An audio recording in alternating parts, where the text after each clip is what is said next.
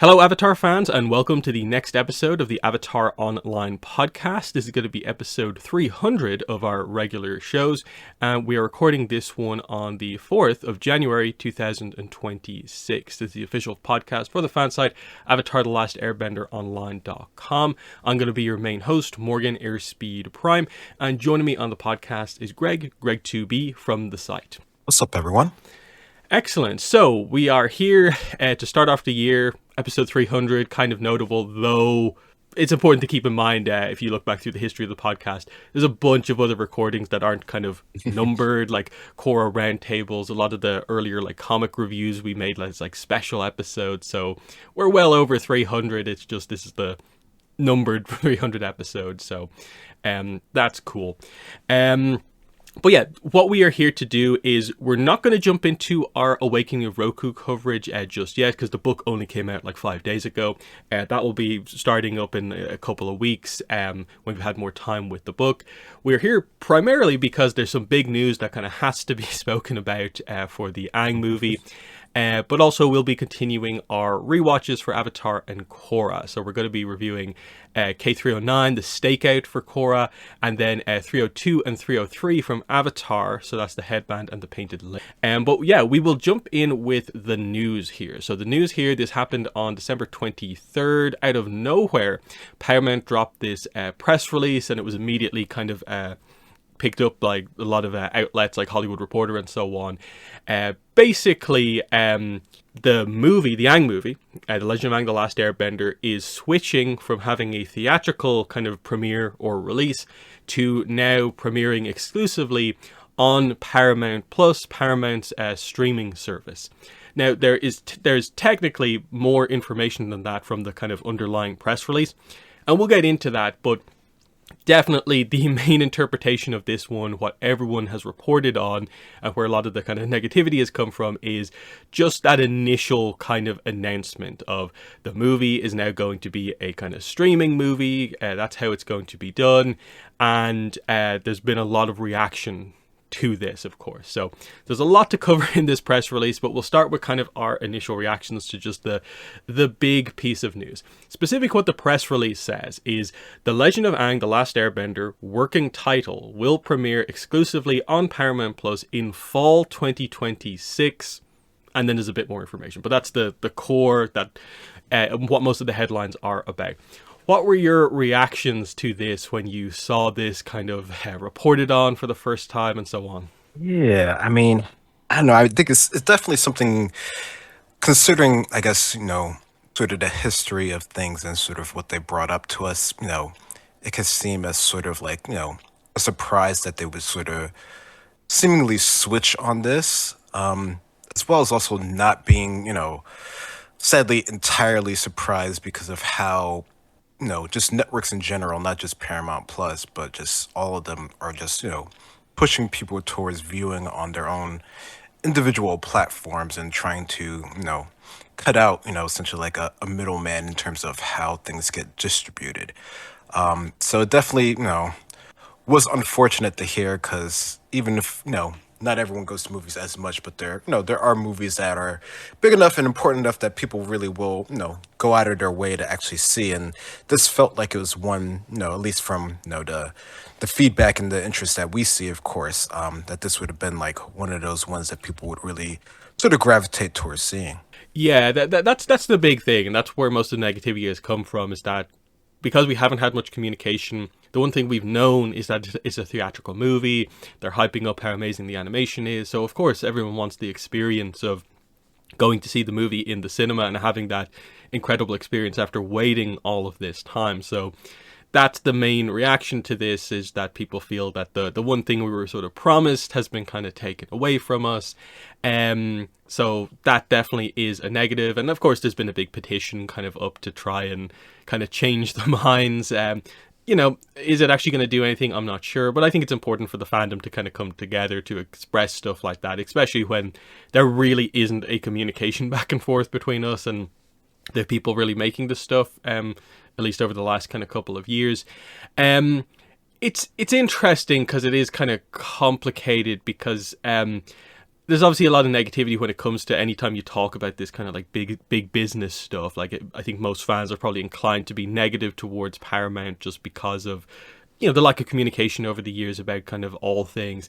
Even this as like an example of not maybe super strong communication, because it's a big news post effectively about the movie, and there is some positive news in here. It's just that still no image, don't even use the logo that we have, and it's just basic information, and then they overshadow their kind of actual big thing, the description for the movie, with effectively, pulling back on a lot of information. And I think I can sort of accept that, like, oh, this is the new strategy for this, is just to really focus on Paramount Plus. I can kind of see that that's just not like inherently just negative just by default. But the fact that we've kind of gone backwards in information is kind of, I think, where my frustration is. Because, like I said, the title is now listed directly in the press release as being a working title.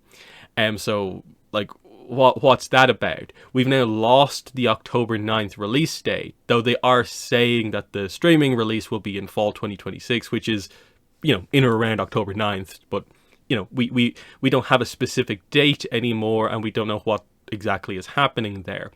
And we go from having this, like, frustrating thing where we don't like the way Paramount have been communicating about this movie, but, like, they'll eventually start because it's a movie and this is how they do their movies. And now we're even more lost because it's like, wait, what's the marketing going to be like for a digital kind of streaming premiere type thing compared to what they had planned previously? Like, does this mean that they are now going to be more open about the movie? Because the press release certainly wasn't super open, but they have given us some new information.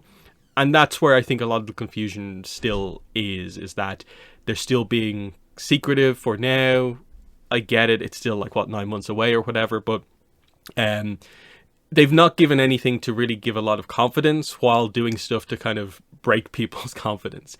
But what are your thoughts on, I suppose, just like the whole reaction to this? I think this is probably to be expected given how no communication basically there is, but what did you make of what the big reaction to this kind of has been? Yeah, I mean, there definitely has been a lot of that. And, I think, like you're saying there, it's not super surprising, with the lack of back and forth in any regard that we normally see, that, people would be sort of blindsided by this, essentially, not really understanding, the point of view, directly, not that people would agree with the point of view regardless of, if they, they did explicitly, like months ago or whatever. But that would have, that probably would have softened the blow if we knew, 6 months ago, let's say, that it was going to be streaming only and not going into the theaters. I think, people would still have, their opinions on, oh, this speaks that they don't have, as much confidence in it or anymore or anything like that. Like, I think, that might have happened before as well as now, but I think people would have already sort of like adjusted to it. So definitely feels like it's sort of a mismanagement of how they got the information out there potentially, which, I'm sure they have people who are like figuring these things and seeing, trying to get a read on what people would say about things. So I would be, surprised if they were like completely blindsided by, at least the vocal fans, reaction to this, or, maybe they're just of the notion that, the ones that are vocal are the ones that, don't necessarily matter as much to this, even though, we've been, looking forward to since they've announced this in, 21 or whatever. So yeah, I mean, I think, the reaction there is definitely out there. There's threads all over the place about it, and people, over analyzing and hyper analyzing it and stuff like that. So yes, it's a lot going on with it right now, and it's probably just going to keep going until it eventually comes out. Yeah, and some of the negativity, it is a lot of like, it's this speculation, it's reading into a lot of other Paramount kind of business stuff that I feel like I never have enough foundation in to properly like speculate on, about like people assuming that this is a reaction to the SpongeBob movie that recently came out, kind of Yeah. underperforming. Is that what's happening here? Is this anything to do with the whole Paramount trying to buy Netflix.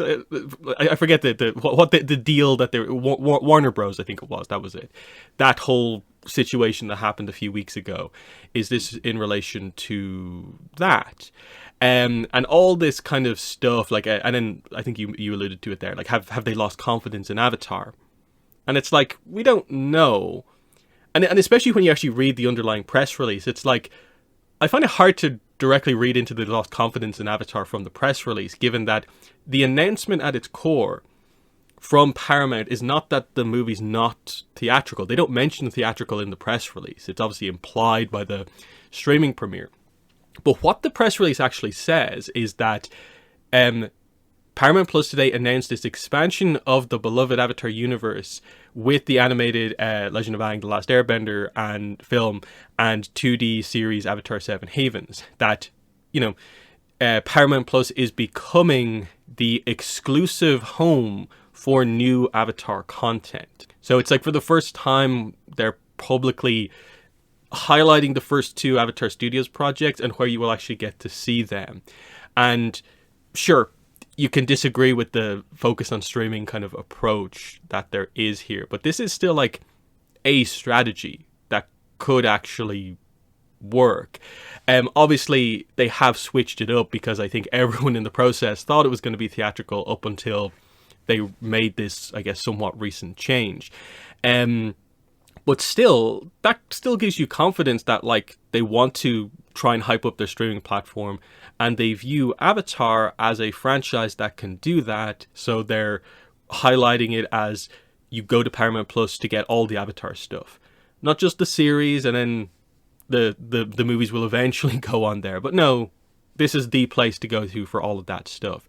And you can take the more sort of optimistic approach of kind of viewing it as like, well, that's a kind of vote of confidence in some way, that there's just that stability of all things Avatar on Paramount Plus, and we don't have to mess around with the different receptions of, like, how will Seven Havens do on streaming versus how will the Aang movie do at the box office. Instead, it's all just on streaming.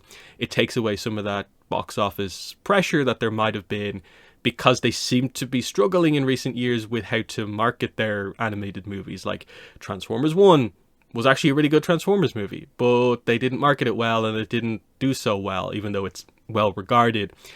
That could have happened to this movie, because for me, I suppose the lack of confidence probably would be like, I don't really trust Paramount's marketing, and this takes that maybe a little bit out of the picture, but I don't really know. So what are your thoughts on, like, what the underlying news is here? That, do you view the putting everything new Avatar on Paramount Plus as being like an inherently negative thing? Do you think that this press release is just kind of PR, or can you see some sort of a decent strategy here? Yeah, I mean, yeah, they're trying to push people towards their streaming, platform. They've been trying that for years at this point, and in terms of when people always sort of like comparing the market share, compared to, like, Netflix or Amazon and all the other ones, like, yeah, they're a bit behind there, but they have their market of the generation that they have for a lot of their shows, which I would say is pretty much a bit above sort of our generation, the ones who are really into avatars, like millennials and older millennials and stuff like that. So I can see their idea and the strategy that this would bring our generation to their platform, where there is the argument that a lot of people aren't really going to be for that, and they'll find other ways to get it and stuff like that. So it is sort of like a double-edged sword, but I think it seems like they're trying to bank on that more people will join it, even if it's just for this one thing, and then maybe they'll stay longer, maybe they'll forget that whole sort of deal that they do with the sort of streaming services. I don't know, it doesn't, I guess, because it's not sort of like, it doesn't feel as dramatic as some of the other sort of properties that have come out recently, where they were sort of like super gung ho for the theaters. Like, they already had some of the sort of like marketing machine and talks for them being sort of in the theaters, almost sort of like full tilt, and then they sort of pulled it back, and they either sort of went straight to streaming, or they just straight up sort of like canceled it, and aren't showing any people those sort of movies and stuff that are like pretty much done. So I guess trying to look at it positive, it doesn't feel as doom as gloom as some of those other properties that we've heard of recently, and some of those have come out and they have, or they will be coming out in theaters because other sort of companies have sort of brought them to the limelight and sort of done their own sort of distribution on them. A lot of those are still in progress, so it's to be seen how well they do after all of this sort of back and forth of things. So I don't know. I don't think it's like the worst thing ever. I mean, if they're banking on Avatar being as good as it is, and from all the hype that we've been hearing, then yeah, it does make sense that they would want to sort of hone in on it. That this is the place where you need to go for the content, especially since right now it is kind of split on other networks as well. Yeah, I think the other thing here as well is that like I think there's like a lot of an assumption I think as well with people of like that the movie would just do really well at the box office, which isn't guaranteed because of whatever way they do their marketing strategy. And then Avatar in animation is kind of untested. Like the best thing to compare it to is the M Night Shyamalan movie, and they're obviously very different live action versus like animation and stuff like that, and especially like an animation about like older characters as well. Like it's not kids, so it's a weird one. A lot of people are bringing up that like, oh, look at all these one or two anime movies that did really well, and it's like, well, Yeah. yeah, because like Demon Slayer's had like 4 or 5 seasons of anime to kind of build up like its popularity. It's like super active, whereas Avatar hasn't been like active in that big way for the last few years.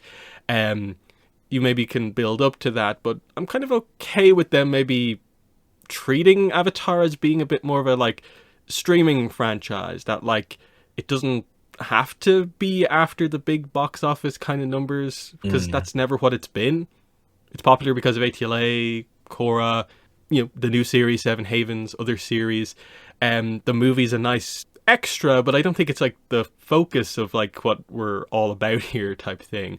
And that might be a bit of a kind of weird thing to say, but I'm kind of like, I'm okay with accepting that like Avatar is maybe not like destined for Star Wars level like franchise success, but like a little bit lower down, because I think you can sort of see that they maybe realize that this is the case with like the TMNT, which is another franchise that they have, where like they released a movie a few years ago.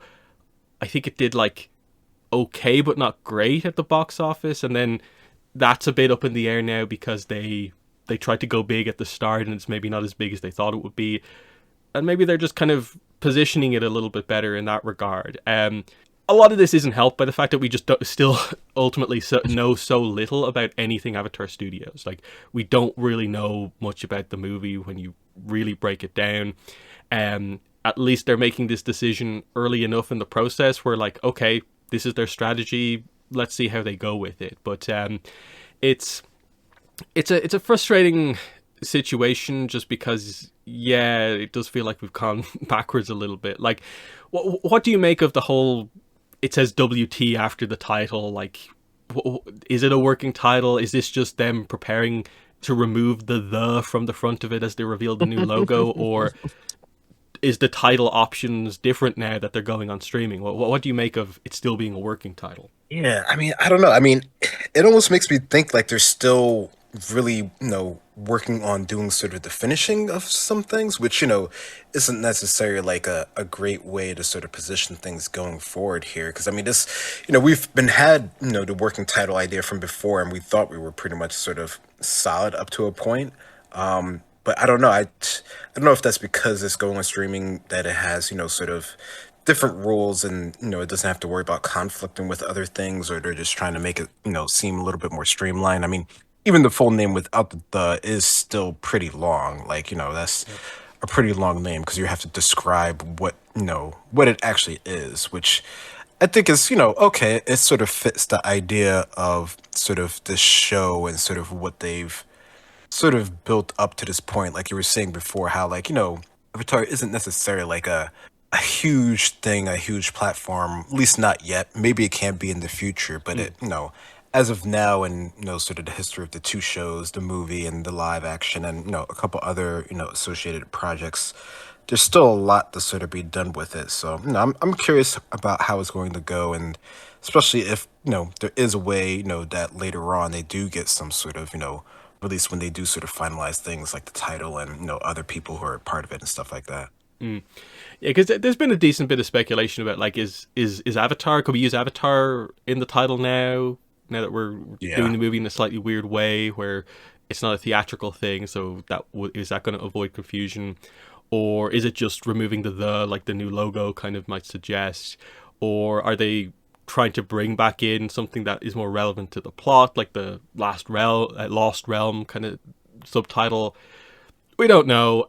It's a bit weird, and that's what speaks to a little bit of the lack of confidence of just they're so hesitant to kind of pin down information on this movie for some reason.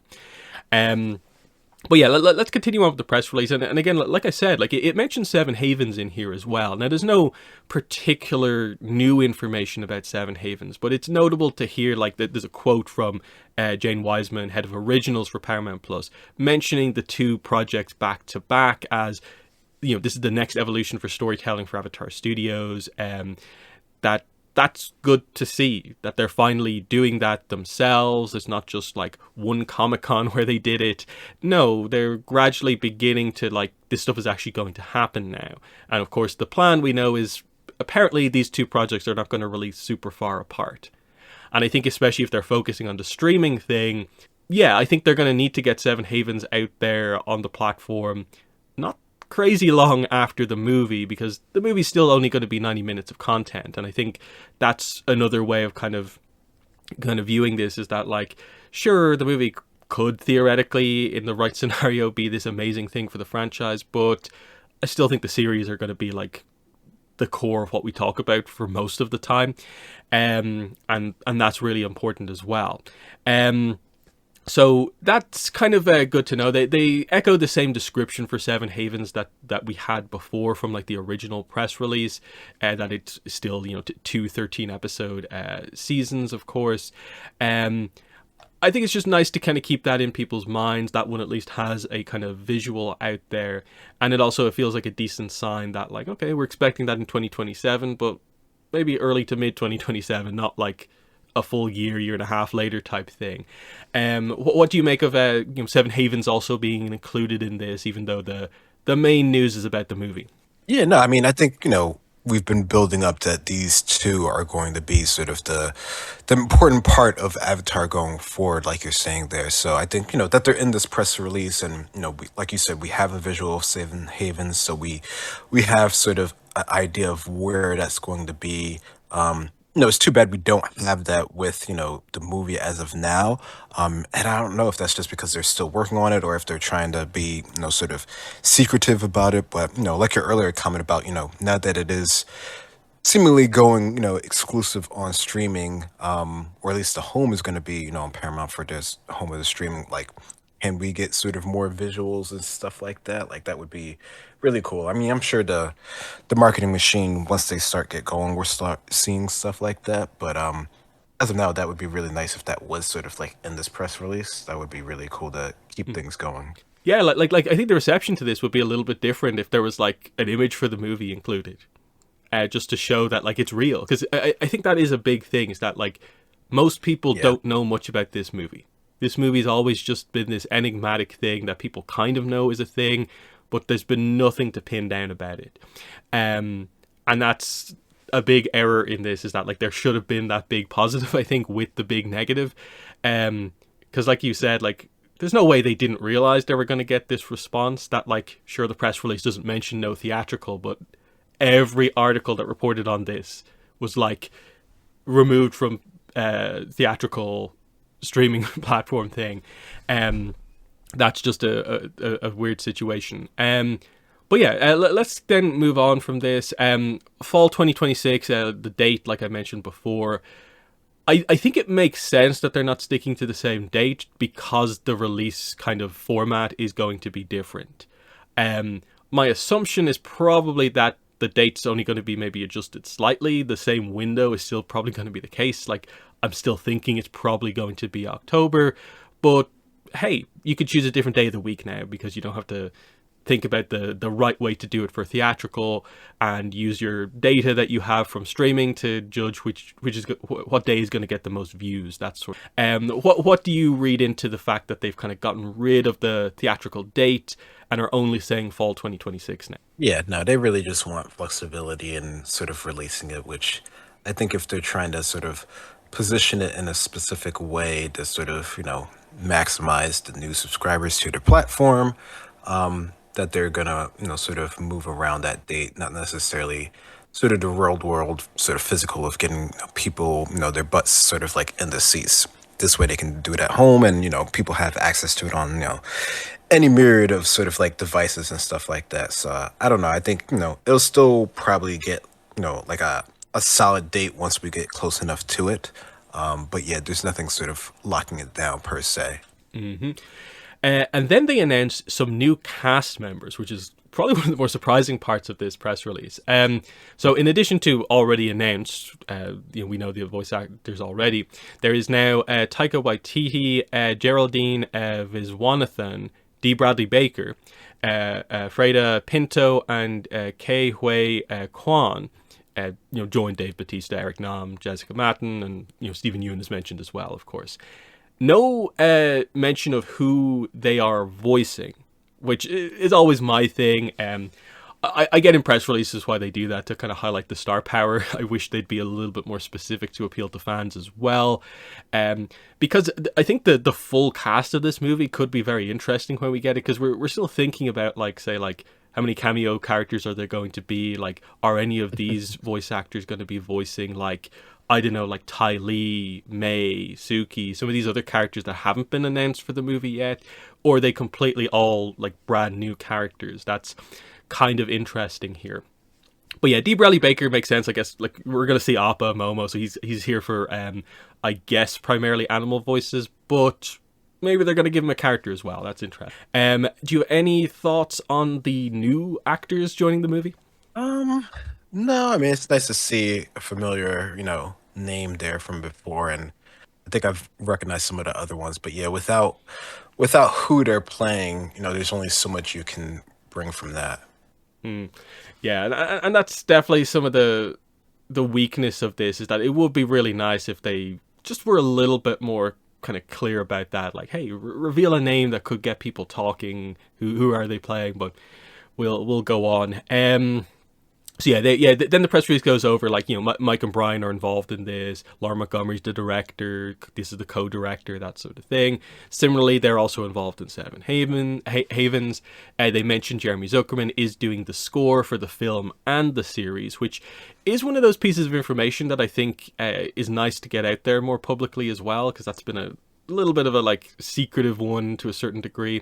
Then there's the quote from the person from Paramount. The Avatar universe has captivated audience for 2 decades, and Paramount Plus is proud to be the exclusive streaming home for its beloved animation incarnation. The Legend of Aang, The Last Airbender, and Avatar 7 Havens represent the next evolution of storytelling from Avatar Studios, bringing together remarkable talent both in front of and behind the camera to deliver the epic adventures and emotional depth fans have come to expect. These additions, alongside The Legend of Korra and the original series, solidify Paramount Plus as the destination for the animated Avatar universe. So, obviously, anytime you hear an exec speak, you always kind of think oh, is this just PR kind of nonsense? And to a certain degree, some of that stuff kind of maybe is. But I think there's still a core to that in terms of no, they seem to value the franchise based on the way they're talking about that here. They clearly, I think they give numbers later on that Avatar and Korra have been really good on the platform for them, and they view the new stuff as as adding to that as well, and they're going to get to do this kind of new evolution, the first content in over a decade. There is some excitement here. It's just they've yet to deliver the important information to fans kind of ultimately. But what do you make of the kind of quotes from head of originals here in this press release? Yeah, no, it is sort of that default corporate speak, but I think, it just goes along the lines of what you're saying before, where, at least they're trying to show that it does have importance to their platform and towards what they want to do in the future and to, their own sort of stakeholders as well. So that's the whole reason that we're sort of continuing to get this, because there's some, inherent value from the past 20 years of, it being sort of rewatched and rewatched and, continue to be watched and for younger generations to, experience it as well, to some degree. And, this is going to be the new incarnation that'll hopefully, get people continuing to sort of watch it going forward. Yeah, like I know some of the speculation about kind of what this is that Paramount have lost confidence in the franchise, but like I don't really see how they maybe could, unless something really bad is going on behind the scenes in terms of the way the actual content is being viewed. I'm not sure we really have much evidence to suggest that. The same is true from 2021. They started this whole Avatar Studios thing because they viewed it as a franchise that could be valuable to them, and now they're actually deciding specifically how they're going to do that. Especially with Seven Havens, I don't think it really should be a surprise to anyone that it's going on Paramount Plus. And like putting the episodes on Nickelodeon is not what they're promoting first and foremost. Like so that's been a bit of a weird part of the reaction. Is just like I get it, people don't want to subscribe to another streaming platform, but like this is something we've known since 2021 that like yeah, Paramount Plus is, if you want to officially watch the show, going to be something you probably need to get. Then we get into the description for the movie. This is kind of like the most positive big piece of news from this thing that's very much been overshadowed by the speculation, the negativity and stuff like that. But we get a proper description for the first time that actually has a bit of detail. Legend of Aang, The Last Airbender working title. Avatar Aang, the world's last airbender, learns of an ancient power that could save his culture from extinction. With the help of his friends, he embarks on a global quest to find it before it falls into the wrong hands, and threatens to upend the peace they sacrificed everything to achieve. There's still not like a ton of detail here, but at the very least they give a sense for like what the plot is. Kind of the idea that them using The Last Airbender in the title is also like purposeful with the plot, because the plot's going to lean into there might be a way for the airbenders to return in Aang's era. Now, we know it doesn't, but that's a very interesting position to put Aang into, that the villain is going to be trying to use an ancient power to bring back the air nomads, but it will somehow push the world out of balance. This lines up with leaks we had from a kind of couple of months ago, some of the only leaks about the plot of the Aang movie, so the Lost Realm kind of plot and some of that stuff relating to the past does seem to be the direction they're going in, and it seems, in my mind, quite interesting. But what do you make of the first proper description for the movie? Yeah, I think it's great that we're, finally getting something on sort of the movie that we can sort of latch onto, even if it is, only like two lines essentially there. But I think, the idea that he's, going to have this major decision, which I think is, that's on par for Avatar, right? Like that's, there's always some decision that they have to do and there's some consequences for it. And, it leads towards either the world being sort of in balance or out of balance, and how do they sort of course correct from that. And, the Avatar after them has to sort of deal with that sort of like repercussion as well. So I think the core idea of it, I think, is pretty cool. It feels like it's something that, we've seen Aang struggle with various sort of questions of how to deal with different things. So it feels like it's something that would really, that Aang would have to really sort of struggle with, figuring out what he's going to do. How is this going to affect everyone else as well as himself? So, it seems like it could be very sort of introspective, and, along that he has his friends with him to sort of help in the decision as well. So, it's interesting that they're sort of going that route, and the fact that they're, again, it's going to be, something global. So they're, going on to traveling the journey and stuff like that. So I think the idea of it, from the little bit that we have right here, it sounds cool. The only sort of, downside, like you said before, is that like we sort of know where this goes. So that's, the unfortunate thing of this being sort of like a big movie on sort of like original characters, when we already, sort of know what happens later on. Now we don't know how it connects, directly with Korra and all that sort of stuff. And I'm sure there'll be like something in it where we can be like, oh, so that's where they're sort of like pulling in something that happens in core into this movie, sort of like retroactively. So I'm kind of curious to see how they sort of blended together that sort of way, considering, we already sort of know what happens later on, as well as how, maybe something that we can see sort of integrated into Seven Havens as well, since,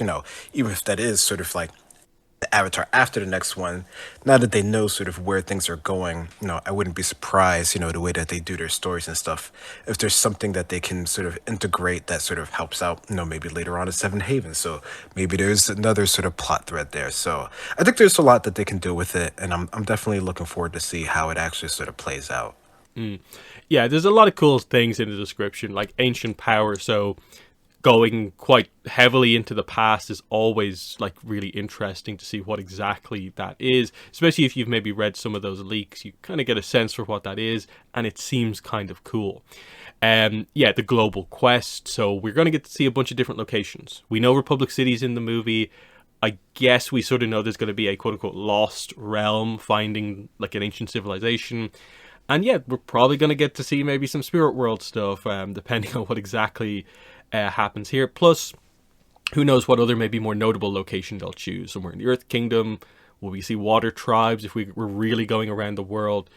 That could be some very cool stuff to see the group kind of traveling around together, especially like is it all on Appa, or like does Zuko have Druk at this point? I think based on the RPG information he should have Druk, but again, we don't know what exact age the characters are in this, but I think he should have Druk. But is he an old enough dragon where they can properly multiple people can maybe ride around on him? We don't know, but that'd be a cool reveal surrounding Zuko. But yeah, that's cool to have, much needed. But now it really highlights like where's the visual? When are they going to reveal the visual for this? Like now that it's not going into cinemas, does that mean this movie is not going to appear at CinemaCon? Does it mean it's going to not appear at Annecy like Film Festival? So does this really direct us towards like San Diego Comic-Con as like when they're going to do everything about this? Because we already know they said it, like they're going to be back at San Diego Comic-Con talking about the movie. That still would be the case, even if the release is planned for a little bit later in the fall than we're used to. July's still in that ballpark, though I just think from a general setting things up perspective, they're going to have to say something somewhere earlier on in the year to get things going. They did slightly edit some of the official Instagram stuff when this came out. Let me actually just check now. I haven't checked in a few days. I don't think they've posted anything since. Yeah, there's still only the 2 original posts, but they removed the mentions from the post and like their bio of the date for the movie. And I think they slightly adjusted some other bits and pieces, but they still didn't directly post about it. So when's the next like official update going to be? What are your thoughts on that? Now that we have this big switch, it's no longer going to be treated as like a theatrical movie release.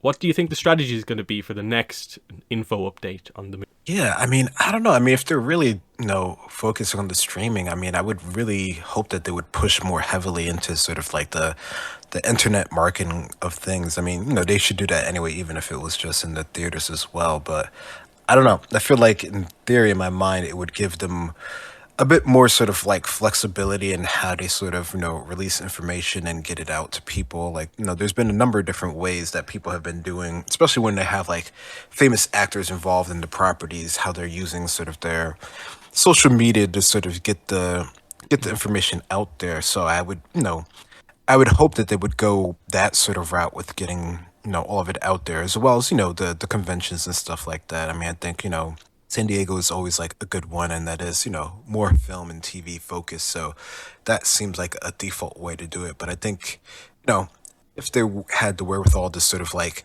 build up the sort of hype for it even before that, I could see that sort of helping them later on, down the line. I guess it really depends sort of like, I guess you could say like what part of fall that they want to put it out, if it's like sort of towards the beginning or near the end of it.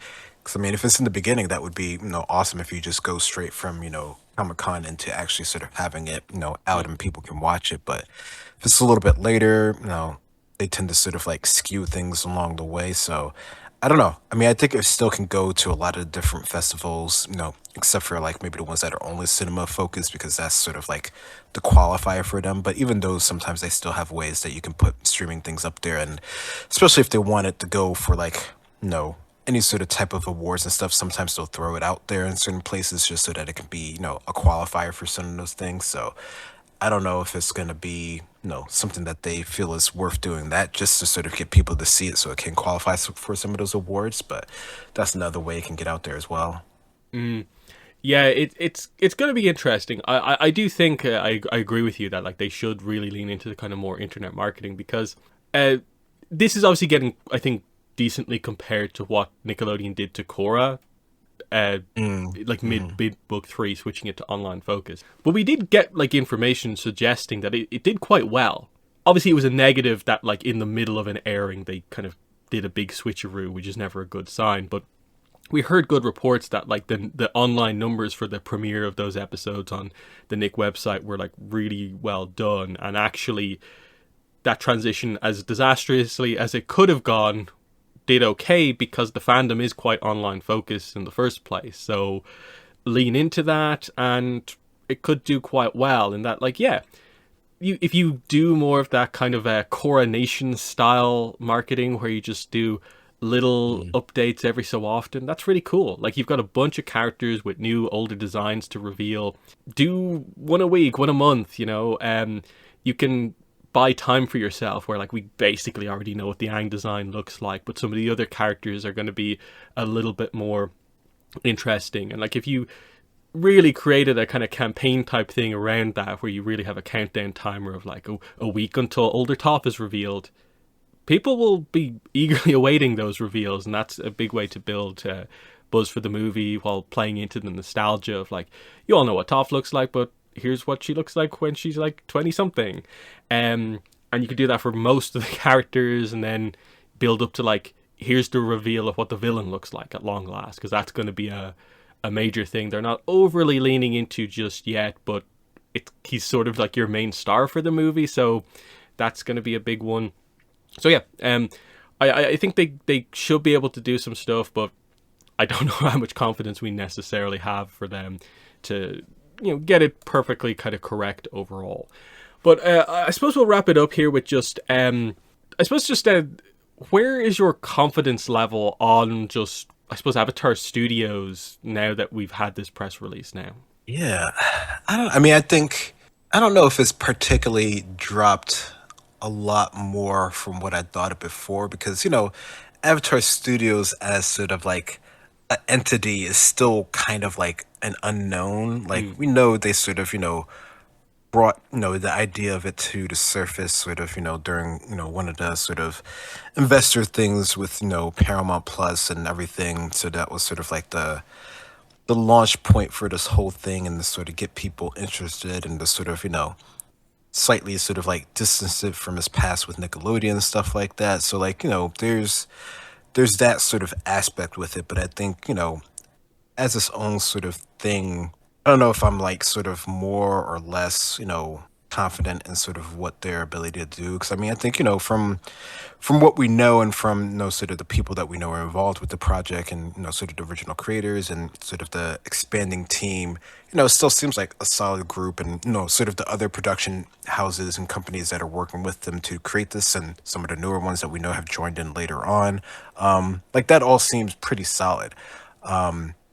I guess it's really just sort of how it works in sort of the new landscape of things. I mean, just having the name of a studio is cool and all, but unless they have, some sort of real autonomy to actually sort of like do things, it can only really go sort of so far. And, it's still under, a corporation sort of umbrella as well there. So there's only, we can see, even from when, I was at Comic-Con and you reported on this, how, there's only so much that they can do in terms of showing stuff and like that. So there's still, a level of control there that, they don't fully sort of have there. So I don't know. I think at this point, my confidence is probably still around the same sort of level here. Just in terms of the project itself and what it's going to be when it comes out. But there's a lot to be seen for sure. Yeah, I think I mostly agree because, yeah, a lot of our thoughts on Avatar series have been like very speculative, hopeful into the future. Like the plan sounds amazing, and if it goes perfectly, yeah, Avatar could become this like mega franchise. But uh, when you really break it down, like we're still getting two projects, which is two more projects than we've had over the last like 10 plus years. And even if the grand dream of like, I don't know, what, three movies, five series, or whatever it is, we don't get all of that stuff, and Paramount do pull back a little bit. It's still very much, I still very much get the impression that at the very least we're getting the Aang movie, Seven Havens, and at least one other project. And that's good. That's a bonus. That's better than we've had over the last 10 years where we've only had publishing basically to go on. And then we are still early enough to where, yeah, they haven't really started properly marketing like any of this stuff. We don't know what the full reception is. Yes, the fans obviously do not like how bad the communication has been, and their approach to being super secretive about the Aang movie and stuff like that. But that is going to change. Like once they finally do start talking about things, and suddenly that's not the only thing we can say about Paramount. It's just that they're secretive. Once we finally know what's happening, that's when we'll see where people are at. Like, do they like the way the Aang movie looks and is shaping up? What Seven Havens is actually going to be like when we actually get to see it, and the mystery unfolds. We have to still get there, and so like that's my thing. Is like I'm not ready to make any giant judgments right now. Yes, I think this press release was a little bit of a hit to maybe the overall confidence, but like, yeah, I'm not ready to go doom and gloom over this just yet because it's still so early. It's still mostly kind of business as usual for the last couple of years. And I guess we're going to have to wait until probably like March, April, May for any next big update, but we'll see how it goes. So that's that. The only other piece of news that I think is worth mentioning here is that we did get an update on Free Comic Book Day and some kind of weirdness that's happening over it this year, because Free Comic Book Day has always been done through Diamond, the distributor Diamond, but a news point you might have missed during the year is that Diamond went out of business. So Diamond Select Toys, gone. Similarly, Diamond as a distributor, gone, meaning Free Comic Book Day for a certain part of the year was actually gone. But it was saved. But now what's happened is that we still have Free Comic Book Day, but it's now two events that are both happening on the exact same day, where just different publishers are split between the two events. I don't know if there's any real distinction when it comes to actually going to one of these events about how this is exactly going to work, but we now have Free Comic Book Day 2026 and Comics Giveaway Day 2026 both happening on May 2nd at participating comic shops. In terms of Avatar, the reason we're talking about this is that, yes, there is going to be an Avatar free comic, and it's going to be part of Comics Giveaway Day, because Comics Giveaway Day is being done through Penguin Random House, and Dark Horse is kind of interconnected in there. Now, the details we have on this, we don't have a lot, but we have it's going to be the kind of cover kind of comic. It is shared with Minecraft. It is Avatar Legends, interestingly, and based on the creatives involved here, David M. Boer and Bailey Rosenlund, those are creatives who are listed as being involved in Masters of the Elements, the recently announced comic. I think what this is going to be is, instead of being our usual kind of single original story, I'm guessing they're just going to give us sort of like an advanced preview of one of the stories from Masters of the Elements. That's, I think, what this looks to be, because of course this is going to be in May, and then the actual overall book with all the stories, Masters of the Elements, is coming out in July. They have done this before for Avatar Free Comic Book Day books. This is actually what a lot of the publishers tend to do, is not do original stories and just preview upcoming books. And I think that's probably what Avatar is going to do here, which might speak to a different approach to Free Comic Book Day, which I actually don't mind too much if they are just going to be previews for the next like collection of short stories. I think that's perfectly fine. But what are your thoughts on this? Multiple different Free Comic Book Day events, but it basically is the same thing? And what do you think the book is going to be this year? Yeah, I mean, it definitely is confusing. I definitely wouldn't have understood that unless I sort of saw people sort of breaking that down, like you and other people. But I don't know. I think, the idea that it is going to be a preview comic, I guess, from one perspective, that is a bit disappointing just because we've been getting, mostly sort of like original stories and stuff like that. So it's nice to get to see something new, even if it is sort of shorter form. But the fact that we do have this other comic coming out that is going to have new things, I guess, this is a nice way to sort of get a sort of like an advanced sort of screening for free of that sort of comic coming out. So I don't know. This definitely feels like this is part of like their, sort of bigger strategy of how they're going to do things going forward now that, we're actually getting, animated, properties back sort of in the limelight for the show and stuff like that. So I guess if it all works together and is cohesive, then, I'm not sort of like upset that they're going about the in this sort of way here. So no, I think hopefully it works out pretty well, and it just keeps going with everything. Hmm. And then I think the only speculation we can really have is just that the creatives listed are some of the newer creators. So this is highly likely to be either the Yang Chen story, the Roku story, the Kyoshi story, or it could be the other fourth story that we don't know about. But my guess is that they're like leaning on Avatar Legends and on what the theming of that book is. They probably want the preview to be representative, which is about the other avatars. So I'm guessing this is probably going to be Kyoshi, Yang Chen, or Roku. Will be interesting to see maybe which of those ones they choose. Kyoshi's probably the fan favorite overall, but like Roku might be the more immediately recognizable for more casual fans.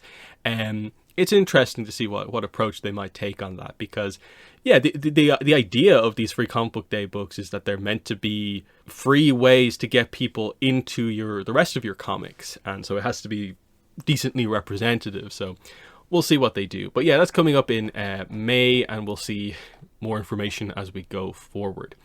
But otherwise, we move away from news and into our rewatches here. So we're going to start with our Korra episode here, which is K309 The Stakeout. So we're getting pretty deep into Book 3 Change at this point. With this episode, I quite like this episode because it does give us like most of the information we get on the Red Lotus. And it's more maybe a reflection on the overall series that I do wish we had got more than is only presented here. The only other maybe slight criticism I might have is just that I do think the first half maybe could have been tightened up a bit. Some of the time could have been used kind of elsewhere to do other stuff.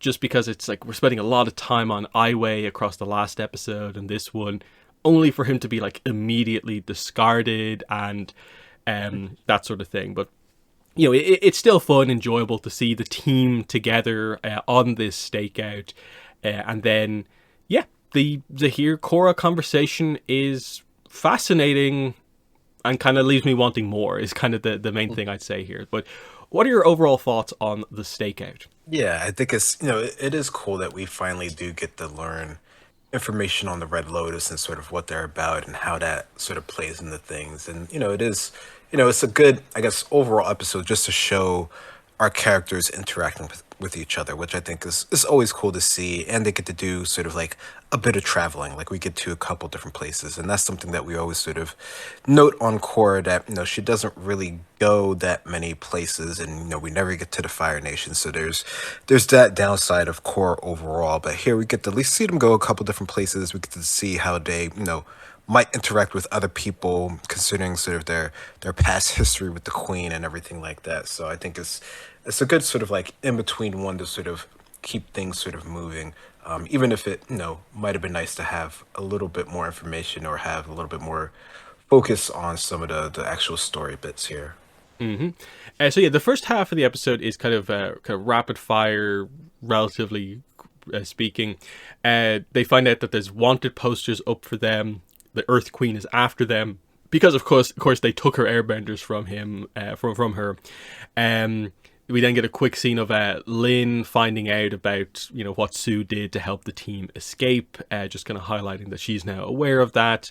But really quickly, we highlight that most of the stakeout is going to take place at the Misty Palms Oasis, which of course we saw in ATLA, but it has since gone into a bit of a better state here now that I guess the spirits are around and stuff like that. The big ice thing in the middle is doing a lot better than it was during the ATLA era.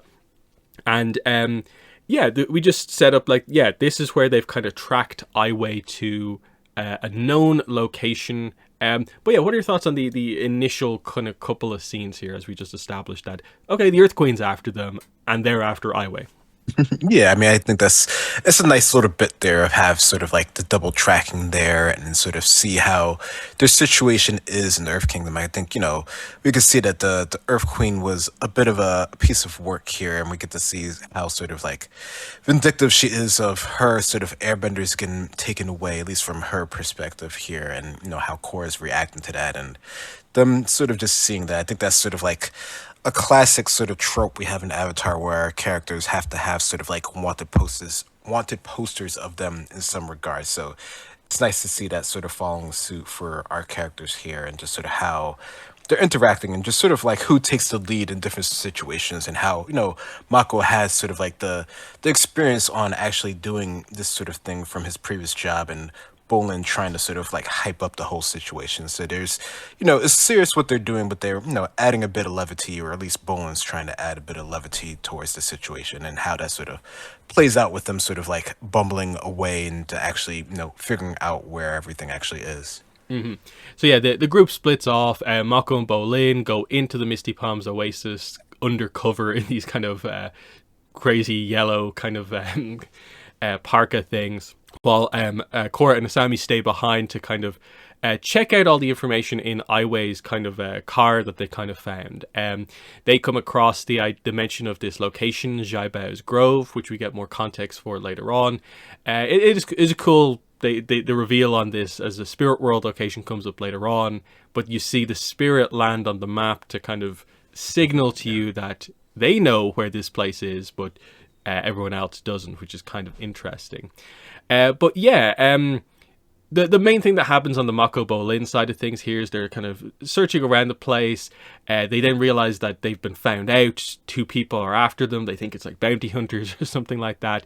But it turns out to just be some Nuktuk fans that they're kind of escaping from. We get that later on. As they escape, they find Aiwei. Mako goes back to tell Korra and Asami about this, and he proposes they do a stakeout. And there's a bit of a contrast between Mako and Korra as the sort of two leaders of the group here, of Mako as a police officer, like knowing how to do a lot of this stuff like officially, but Korra wanted to do things kind of her way. But she's grown from like book 1 and 2, so she ultimately goes ahead with Mako's kind of proposal here. It is the more logical solution of like, we'll follow Aiwei and he will lead us to Zahir. That's the kind of logic in all of this. So we'll get to the stakeout in the inn in a moment, but what are your thoughts on a lot of the initial kind of clues and bits and pieces that they find here? Yeah, no, I think it's cool to see sort of the threads sort of work together, and them sort of come together with actually sort of figuring out how to find Aiwei, how to get to the stakeout, how to get the inn, how, sort of like things just sort of coincidentally sort of like happen to them, which, is kind of just sort of what they're about, sort of like going on these sort of journeys. And, this one isn't such a like a huge one or anything like this, but they have, they have a goal in mind, and they're actually able to, see it come to fruition here. And I like that, Korra is, like you said, she is a little bit more mature. She has a little bit more sort of patience compared to before. At least when you give her the idea of what sort of the end goal is and where it's going to lead her, and that's going to potentially lead to a better outcome than what she thought initially. She's a lot more sort of open to that compared to where she was before. Yeah, just Mako sort of taking charge. He really does sort of know how to do all of this, and he's in his element here. So it's nice to see that, considering he was sort of like, back and forth with, coming with the group here. So it's nice to see his side of the group being sort of valued here, at least initially. Then they head to an inn across from where Aiwei is staying. And they're initially kind of like refused a room. This is where they're found by the Nook Tuk fans, and that reveal comes out. This causes the innkeeper to be like, "Oh, you're famous. You didn't say that." And so they get the room. They all are cramped into this really small room doing the stakeout here. Now it's mostly Korra and Mako doing the stakeout. Asami and Bolin mostly spend the time playing Pai Sho in the background. Interestingly, we get a little bit of a kind of history lesson on Pai Sho. Like, Asami learned it from her father. Bolin learned it from Shady Shin on the streets, and they have slightly different approaches in the way they typically do it. In the official rule book, it says that, like, yeah, there's a lot of variation to the rules depending on regions. As old as the game is, there's no set exact way to do it, which really feels like almost speaking directly to the fans. This is why you'll never get an official Pai Sho game, because we don't even know what the rules are. And I actually spend a decent amount of time focused on Pai Sho here. I think also trying to point out the idea of like the different Pai Sho strategies also represents like Mako and Korra's different approaches to doing things as well, which is the other main plot that they're kind of doing here, which is that like it's going okay. Mako's keeping track of Ai Wei. He's seen him like a few minutes ago, but Korra does eventually get frustrated and just heads over, smashes the door open, and the reveal here is that it's sort of something they could never have maybe fully considered of like, wait, he's meditating. He's meditating into the spirit world. The meeting is in the spirit world. Oh, I'll follow him in. And so that's where the rest of the episode's basically going to take place. But what are your thoughts on the stakeout with the team in the room together? Yeah, I mean, I think, the stakeout is, I don't know, forcing your characters to be sort of like in a confined space is always sort of like interesting to see how their sort of personalities clash and how they play out, over time here. And definitely, I think the comparison of, Asami and Bolin and then Mako and Chorus, that is a very sort of good one here. And it feels like, by end of this, Bolin actually sort of learns some patience, but, Cora definitely sort of, had her sort of used up here in this instance here. And, I guess you could kind of understand, after you've been there for, an extended period of time and really wondering, are they actually going to meet up here or anything like that? So I don't know. I think, there might have been like a better way for her to go about, sort of like seeing what he's sort of like actually up there, considering, all of their bending abilities and just knowledge. Like they probably could have, done that a little bit more sort of subtly. But I like that, eventually they did sort of, get that idea sort of moving along here. I thought that, eventually worked out pretty well. So in the spirit world, Korra sort of spies on a meeting between Zahir and Ai Wei. So Zahir can also meditate into the spirit world.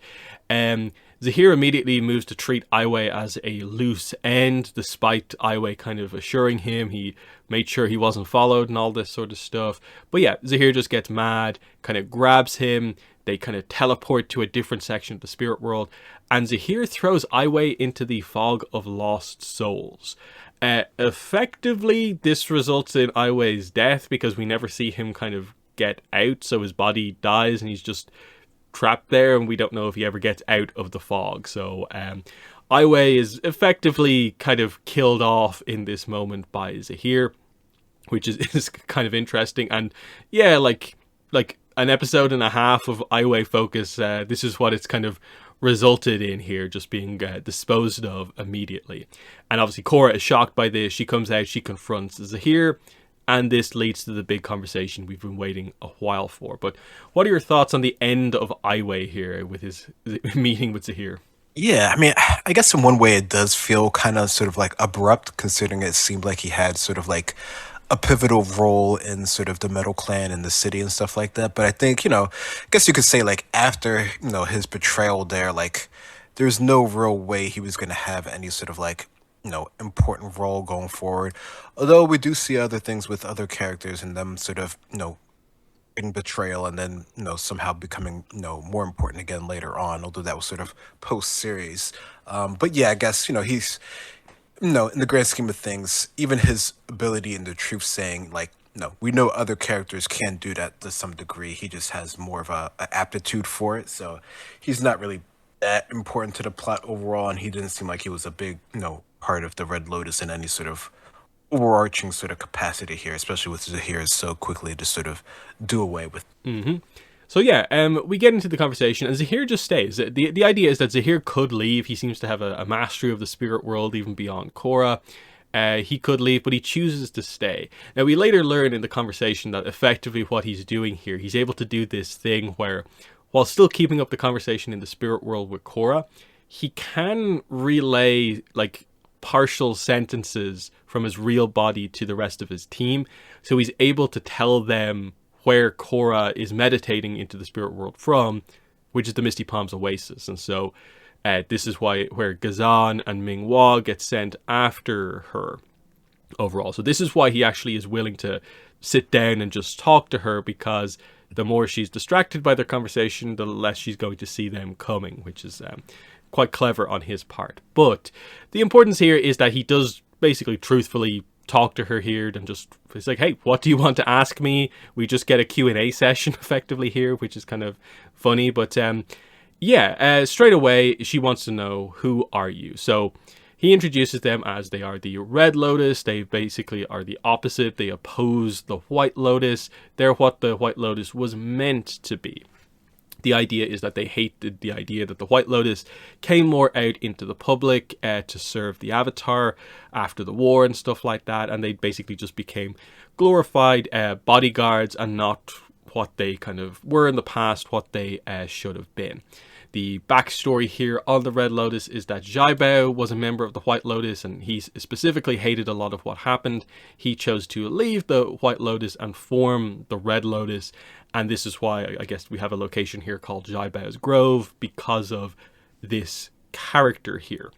Then we get, arguably I would say, the most interesting reveal here, and it's not really even about this specific team that's the villains of Book 3, but that the kidnapping of Korra that we heard about in the past was orchestrated by Unalaq, who is also revealed to be Red Lotus, and he actually was the leader of the Red Lotus, which is super, super interesting.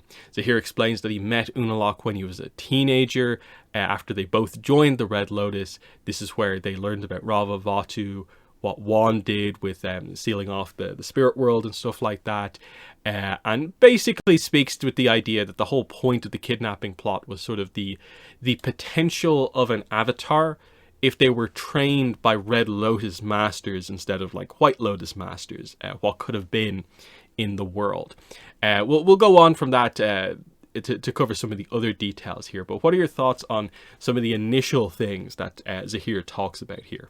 Yeah, I mean, I think, it's very interesting, the idea that there's this sort of splinter group from the original sort of structure of White Lotus that has sort of changed over the years. And, that's not too surprising that sort of like, organizations will sort of like evolve and change and adapt with the times here. And, not everyone's going to sort of be, understanding or want to go the same sort of route there. So they sort of had their own ideas here. So I think, that kind of makes sense in my mind, that would potentially happen. And I don't know, from what we know of, the White Lotus in general, especially, from reading the books, like, with Yang Chen and stuff like that, like the White Lotus in the past has been, they've been very sort of, I guess you could say, focus on their goals and sort of the means that it takes to actually sort of achieve them. Usually it's a lot more sort of like behind the scenes sort of things and sort of waiting their time, not necessarily sort of like being as active as we see Zahir and Co. actually sort of doing. So there's some sort of idea that this might potentially be something that they could sort of potentially do in the past.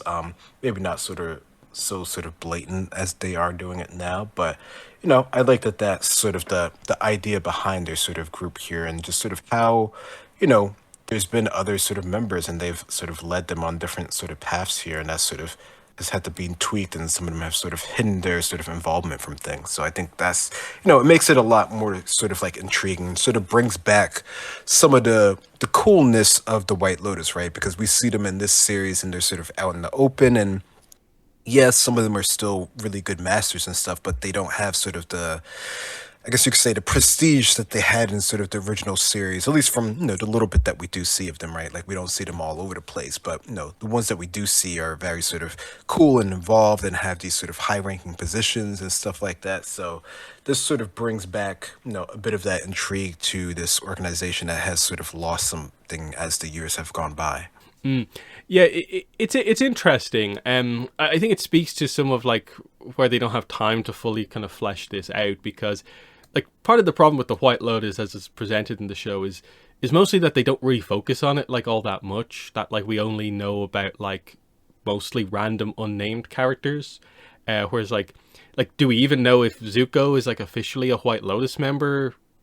It's kind of implied by his kind of involvement in this to a certain degree. So like, there's a notable character, and it's just that contrast of like we sort of view the Red Lotus members here as notable, but then we are introduced to at the end that they do also have their own sort of like grunt members as well, who are just Yeah. guys, and that's just the way the White Lotus is presented.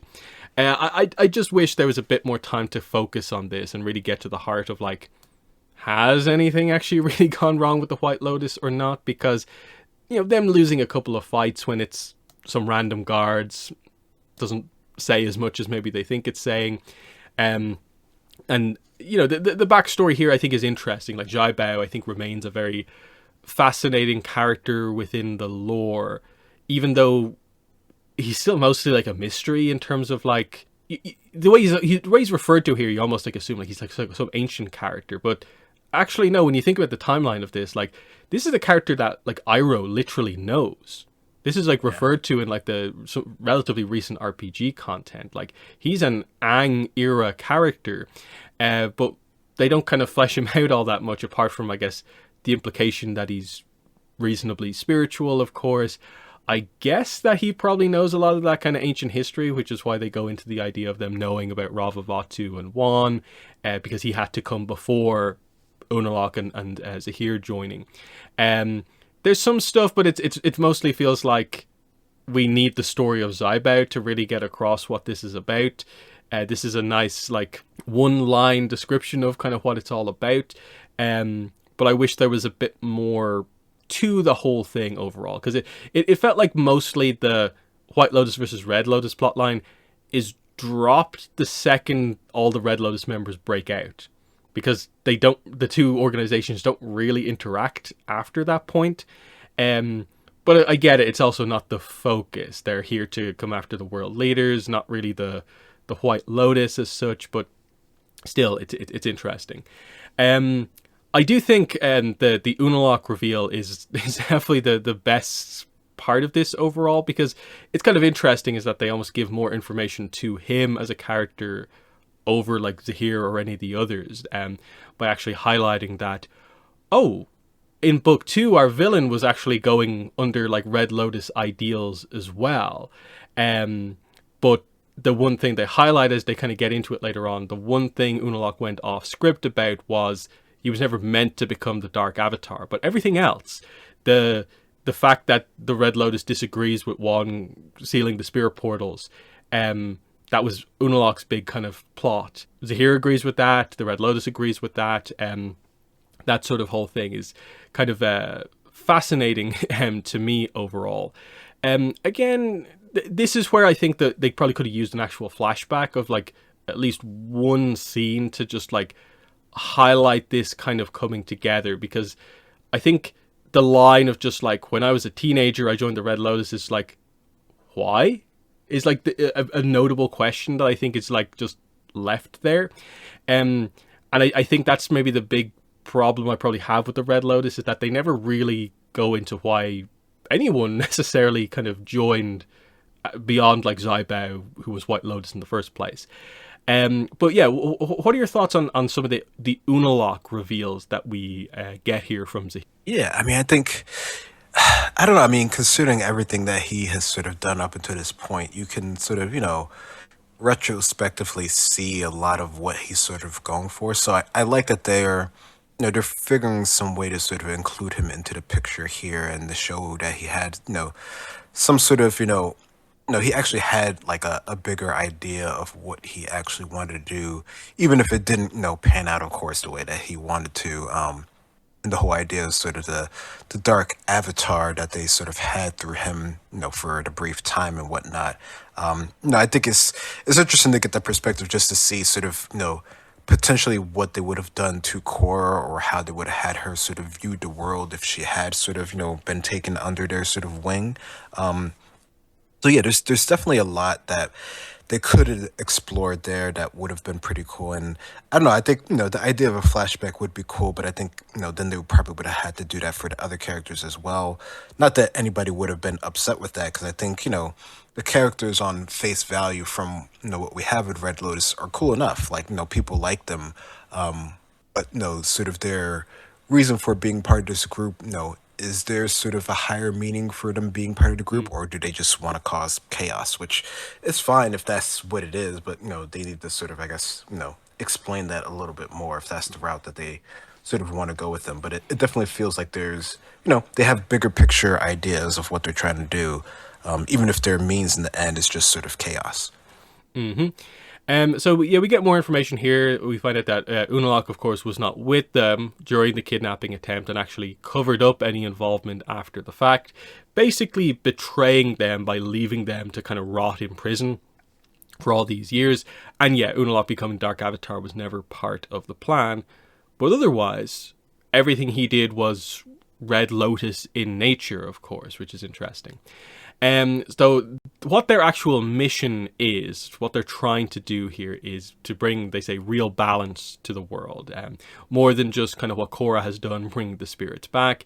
But he actually, this is where we get, I think, a little bit more into Zahir's personal view on things as the new Red Lotus leader. The idea of like nations and governments are kind of foolish and not required, and that they should eliminate the world leaders, that true freedom requires the elimination of tyrannical governments. Korra points out that would cause chaos, and Zahir's like, yes, exactly, because that would be the natural order of the world. Disorder, that chaos is good. And this is a point where like it feels like within the fandom, the book 3 villains are regarded as being the best villains, and Unalaq's regarded as being the worst. It always confuses me a little bit because they're all part of the same group. And so, like, basically everything Unalaq does, Zahir agrees with, in essence. So it's a bit like, what are we kind of criticizing here? Because Unalaq's a notable bender as well, has special techniques. I agree he's maybe not as cool as maybe some of the Red Lotus characters, but I think we also know a lot more about him than we know about most of the Red Lotus characters. So there's always a little bit of like, did we forget that Zahir is pro Vatu in all of this as well? But his big thing here is he brings up the Guru Lahima quote, "New growth cannot exist without first the destruction of the old." And his big point to Korra is effectively, who said that? Guru Lahima, an airbender, said that. So your view of like, I should be better because I'm an airbender doesn't really mean much when this legendary airbender said this thing, is kind of interesting. And he just notes that, yeah, him becoming an airbender is a sign that he was kind of destined to do this. He's here to destroy the old so that new growth can actually happen. And the conversation pretty much ends because Zahir knows that his team has kind of zoned in on her. She asks, "What do you plan to do with me?" And this is the one thing he doesn't answer. Now, this is one where like there's not much of a reveal here. It's just that they kind of regard the Avatar as also kind of a world leader. And then there's also the idea of they want to kill her in the Avatar state to get rid of the Avatar for good. That's what the twist in this kind of ends up actually being. But that's what brings it to an end, because there's stuff happening in the real world that we will get to. So in the second half of their conversation, it more transitions into, I suppose, what the Red Lotus are doing currently under Zahir. What are your thoughts on the way this side of things is presented, the issue with the world leaders and so on? Yeah, I mean, I think, you can see sort of what he's going for in terms of, the sort of current governments and the current sort of regimes being sort of corrupt, and them sort of not sort of working, with the people or with the spirits in any sort of like, even or fair sort of way, and that, things should just sort of be sort of up leveled so that things can essentially be sort of like reset, and that it can sort of make its own sort of way of doing things. And, they believe they have the sort of means to actually create that and to sort of let it sort of flourish in a way. And, just they're currently, they just don't like the current status quo of things. And I think, Cora, like, that's just sort of not, from her perspective right now, at least, that's not something that would function well in the current world, and that, that doesn't help sort of bring balance to the world. So they're,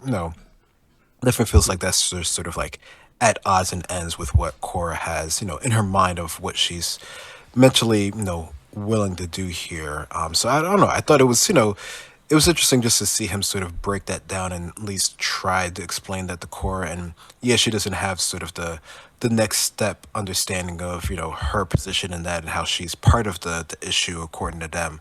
But there, could potentially be sort of, ways around that as well. So no, I thought this was cool just to see him sort of lay almost all of it out there except for what he's going to do to her. Yeah, like you see the main kind of reason why they are kind of enemies, I suppose, come up here, because unlike a lot of the other Korra villains, like Korra doesn't at all see the good in what like Zahir is trying to do here, because he goes basically to extremes way too quickly here. Of just he goes from pointing out that like, oh, even you have issues with President Raiko, he basically refers to, and the Earth Queen. So basically, should you not agree with what we're getting at here, that the world leaders should be eliminated, things would be better if you didn't have to deal with those kind of tyrannical rulers. And she's like, I don't like them, but I don't want to kill them. And that's just her core point, and there's no real further discussion between them. They are just enemies because of that. And I guess this is the reason why Zahir realizes that, okay, because you said that, you are among them, basically, as one of these leaders. You are also going to be one of our targets. So it's just it puts them in a slightly different position compared to a lot of the other villains who more challenge Korra to, I think, really think about the situation and what she's kind of going through in terms of like Amon with the equality. Unalaq really challenges Korra to think about the situation with the spirits, and even Kuvira, and kind of highlights a different way to go about kind of bringing kind of peace from chaos, because it's a kind of direct result of this. But this is just like, no, we just directly oppose each other from the get-go here. I completely disagree with what you're talking about. And she basically calls a lot of what he says as just kind of like philosophical mumbo-jumbo, which I think, unfortunately, by the time we get to the finale, is kind of the way the series kind of ends up regarding it as well, like with like Bolin putting the sock in Zahir's mouth at the end. So it's like, at least for me, this is the villain with the kind of ideals that kind of mean the least, or had the least impact kind of overall to me. They do some cool stuff, as we'll get to, in terms of like, everyone obviously highlights that they kill the Earth Queen in like the next episode, and so on. They're physical threats, and that is really cool, but it's not the most maybe thought-provoking kind of approach for a villain in Avatar, kind of for me. But I think a lot of that does come back to the idea of the thing that I always criticized the book 3 villains for, is the thing that the other villains have, is that I think they're characterized better. We know who their individual characters are better. We get like Amon's backstory enough to, I think, understand him by the end. I think Unalaq actually is one of the more kind of detail kind of focused kind of characters by the time we get to the end. Like, we know about him, and the same kind of goes for Kuvira to a certain degree, though there are other points at which they could have fleshed her out more. But it does come back to the idea, I think, with the Red Lotus, that we never really got the detail in any of what he said here about why Zahir joined the Red Lotus. Why does he specifically not like world leaders? Is it just because he's part of the Red Lotus and that's the Red Lotus philosophy, or is that a personal thing for him and it's like a new direction for the Red Lotus? And then the same goes for like all the other members. Like, what does Pali think about things? It at least with Pali, based on information we get later on, it's implied why she would dislike world leaders, because she basically used as a tool by a warlord. So a leader has kind of taken advantage of her, and then she's saved by Zahir, so she follows Zahir. But we get none of that with Ming-Hua and Gazan. The tiny bits of information we learn about them, you can sort of forge into stories if you want to. There's ideas there, but nothing's directly presented. So it's a bit like, that's kind of what's missing in all of this. And that, like, the fights that all these characters are involved in are very cool, but I think they'd be even cooler if we knew why they were fighting. Is it just because they follow here, or is there more to it? I just think, like, with a bit more detail, a bit more nuance, a lot of this stuff I think could have been elevated to a higher degree, but it's already at a pretty decent level, so it's interesting. But what are your thoughts on kind of some of that stuff? Because like, we've come to the end of, like, this is most of the information we ever get on the Red Lotus. Like, even all these years later, we don't have that much more context than what is presented effectively in this scene. How do you kind of look back on them as villains, basically? Where do you think the improvements maybe should have been with them? Yeah, I wonder if this is just because there's like, there's four of them and there's Mm. just not enough time to give them equal, appropriate sort of attention to sort of flesh out their ideas. Because, I think, you know, having four different ones, having them with their varied sort of abilities is definitely it's a cool action set piece whenever we get to see them involved, even, later on just coming up in this episode. So, they're definitely characters that are worth talking about, but I think, in terms of like you're saying, there are sort of overarching goals. You could say there's a bit sort of lackluster there, and I wonder if they could have offsetted that by giving us, even more information on the Red Lotus, like, knowing more about Zybao and sort of, the Red Lotus splintering off. Considering that, like you were saying before, it isn't really that long ago that, all these characters were around and were involved. Like, what was sort of the big sort of like tipping point that sort of caused the splinter off that might have made it a little bit more sort of impactful? Because I mean, maybe each of the characters didn't need to have, as much sort of information about them, but if we could have understood sort of the overarching goals of what they, at least initially were sort of going forward to where it is currently, that might have given them a little bit more sort of, oomph in the story department in terms of, how valued they actually are. Because I mean, I think, when we get to see them, they definitely are cool, and that is sort of what gets noted. And I get it, it's all about sort of the animation and sort of what they can do, so that that part plays a huge factor into people's sort of favorability of the characters here. But there is always a little bit more that we could get with any of our characters. I mean, just the fact that we're getting more on Unilac in this book after he's already sort of gone, that sort of like makes him just a little bit more interesting, just from getting that sort of post information, even if he didn't seem as cool in his actual own sort of book there. Just the fact that there was more to him that we didn't really understand, and that most people won't really know about either, just because there's no information pool for that later on. So I don't know. I think they're cool as they are sort of presented. Could they have done more? Yeah. But we do get to see them do pretty interesting things that do sort of help our characters in other sort of avenues as well. Mm. Yeah, because I'd always say that, like, I think Zahir in book 4 is a lot more interesting than book 3 Zahir. Mm-hmm. Just being put in that position, still surviving into the book, and being a kind of guru-like character, just in kind of different ways. It's interesting. But while this conversation was happening, action was happening in the real world. We see Ming-Hua and Gazan arrive at the Misty Palms Oasis. They're staking out outside. Mako's paying attention. He sees them coming and realizes that, like, we've got to get Korra out of here. So the plan is that Mako and Bolin will fight them off, and Asami is going to take Korra's body on Naga and escape for it. And yeah, we get the initial fight here between the brothers against Ming-Hua and Gazan, and they fight well. They're obviously, it's their first time being directly kind of like 1-on-1, 2-on-2 against these really powerful benders. They're at a little bit of a kind of disadvantage. They sort of also know they're mostly buying time here as well. They're not going to win necessarily here, but they just have to buy time. But eventually they are captured. Mako's eventually kind of like swung through a door. Bolin dives into water to avoid kind of meteors basically fired by Gazan, and is then captured by Ming-Hua because he's in the water. So they get full on captured, and because Minghua tells Gazan to go after like Asami and Naga, but what happens is that they actually get captured on their way out of the Misty Palms Oasis, but not by Gazan, by the Earth Queen's forces.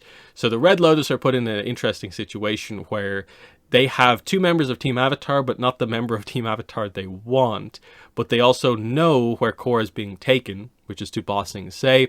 So that's where they're going to go. That's where, we need to try and find a way for Korra to kind of get out of this situation. And it's just overall pretty interesting kind of stuff that's going to happening here right towards the end. So what are your thoughts on what happens in the real world here? Yeah, I mean, I think this is, it's a cool to go back and forth here just to see sort of what's happening sort of like in real time while they're in this other sort of space here. So I like, them sort of having this one-on-one, two-on-two, with each other. I think, considering how much they've sort of hyped up these characters, it's cool to see how the brothers sort of, attempt to at least initially work together to sort of fight them. And, I think, anyone would be at a pretty sort of strong disadvantage, with these two benders and their sort of skill level and not having any experience with them. So I think, for what it's worth, they did a pretty good job of at least attempting to sort of distract them. And it feels like they probably could have got away if there wasn't sort of another force out there also trying to capture them at the same time. So no, I think they, in terms of their distraction abilities, they did pretty good for what they could. Yeah, and this is one of the kind of strengths of this book, is that they do have a lot of like bending fights between notable characters that have special abilities, and like they kind of keep these kind of smallish rivalries going of like, this will be the fight basically in the finale, is the brothers against these two as we go forward.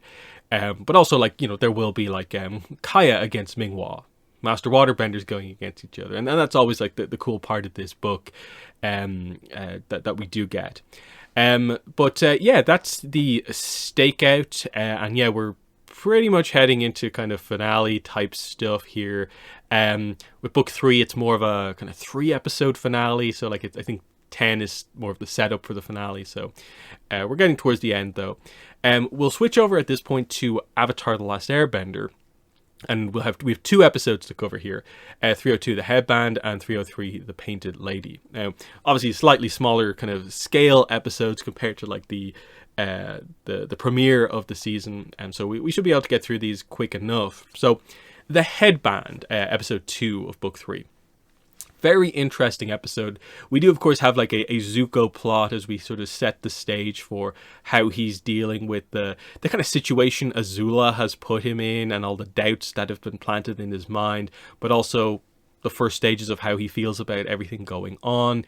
And then, of course, most of the episode is focused on Aang's, Aang in school, which is a kind of funny plot, but it starts what I really like in early book 3, which is just getting to see the Fire Nation, the more normal side of the Fire Nation, highlighting that we're not fighting against the entire nation, that we're fighting for a lot of these people as well at the same time. These 2 episodes actually kind of, I think, highlight that quite well. So it's not the most impactful episode, but there's some nice stuff in here, and it's just a really good Aang character episode as well.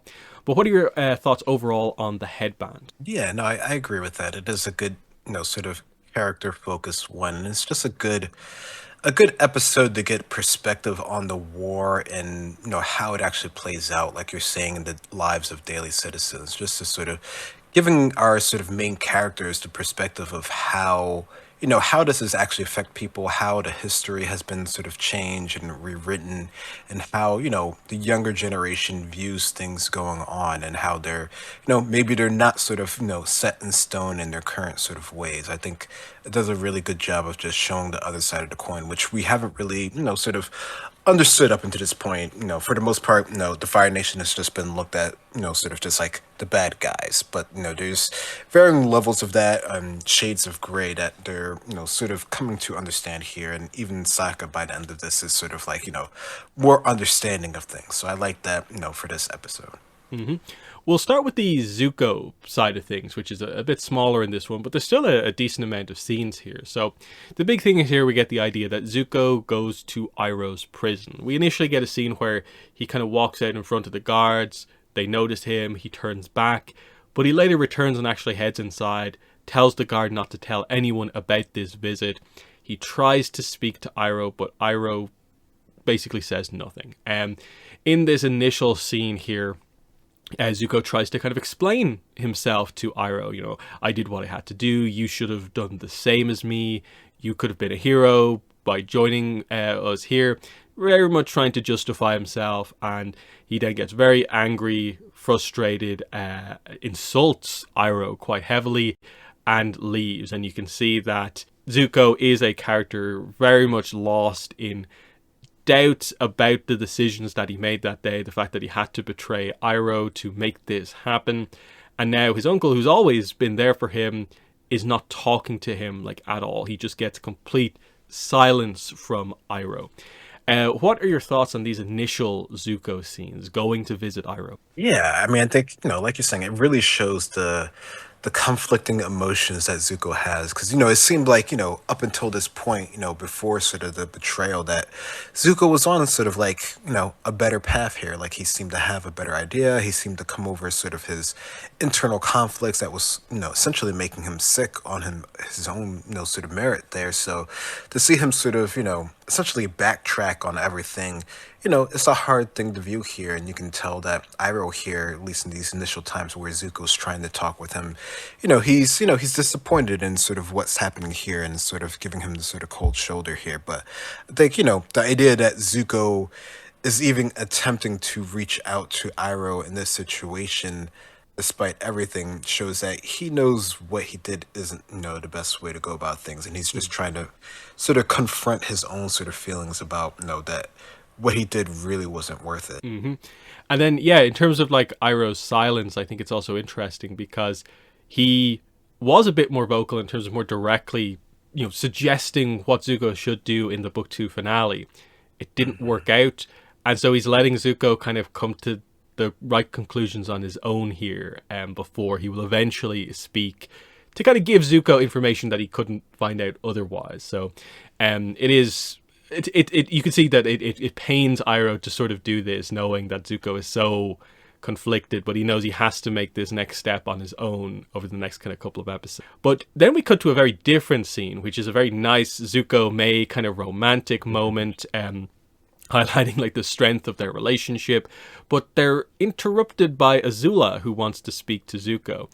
And in a very interesting moment, as Mei kind of, accepts what, like, okay, Azula, you're going to cut in here and speak to Zuko. She walks past Azula and really gives her, like, the side eye here. She's annoyed at Azula for interrupting this. And it's one of those first real signs where, like, oh, she values the relationship with Zuko more than the kind of friendship with Azula. That's kind of somewhat apparent here, given what is going to happen. But anyway, Azula kind of tricks Zuko into admitting that he went to visit Iroh. And basically she just says that, like, oh, I'm just looking out for you. People can't know that you went to visit Iroh. They'll start to talk. And obviously the idea is, it's the idea that she now knows. She now has another thing in her back pocket to manipulate Zuko about, like she did in the last episode. And it's just the idea that any sense where, like, they work together to take Ba Sing Se for the Fire Nation and they're going to be on better terms.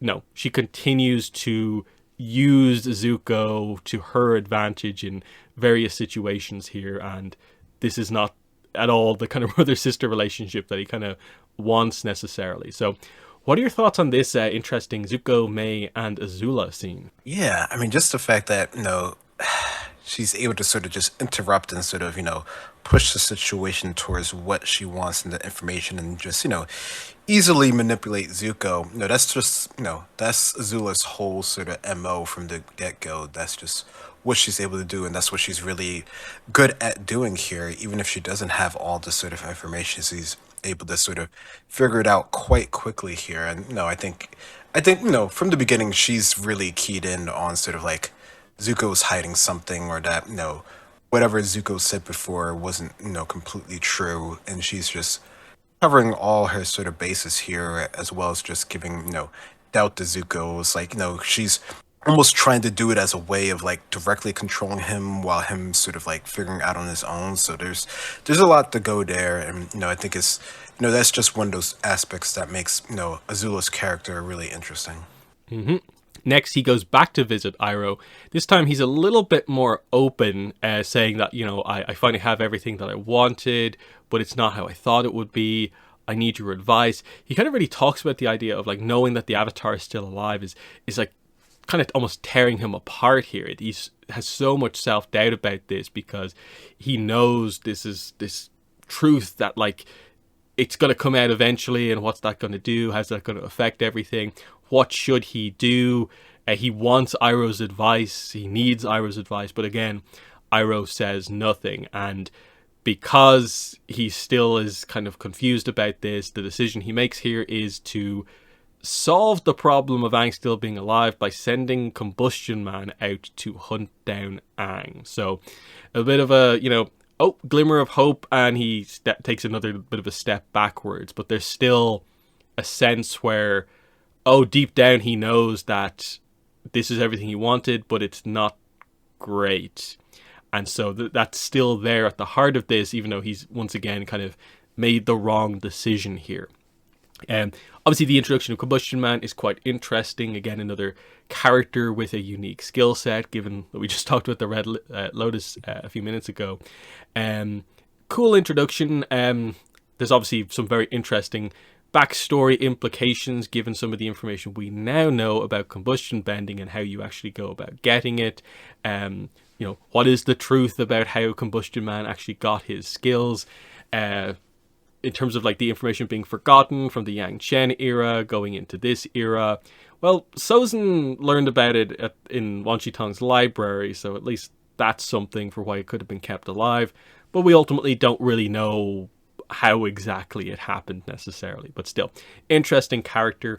But what are your thoughts on these final two Zuko scenes? Yeah, I mean, I think, for Zuko, he really likes where he's at in the situation with Mine, sort of his place on the throne currently. It's just that, he knows that it's built on a lie, essentially, and that, the truth is out there, and the truth isn't necessarily something that he wants to confront. He just sort of wants, sort of the results of everything to be sort of the most positive sort of outcome for him personally. And, I think he's really trying to, sort of latch onto that now that he finally sort of has it all back here. So he's, he doesn't want to let it go. So I think, his sort of solution here, or at least the one that he thinks is going to be the path of least resistance, is to sort of like cover it under the rug and to hire someone who can essentially keep quiet about things and to make them sort of go away here. So the introduction of Combustion Man here, or Sparky Sparky Boom Man, I think is, it's neat to see. And now having the sort of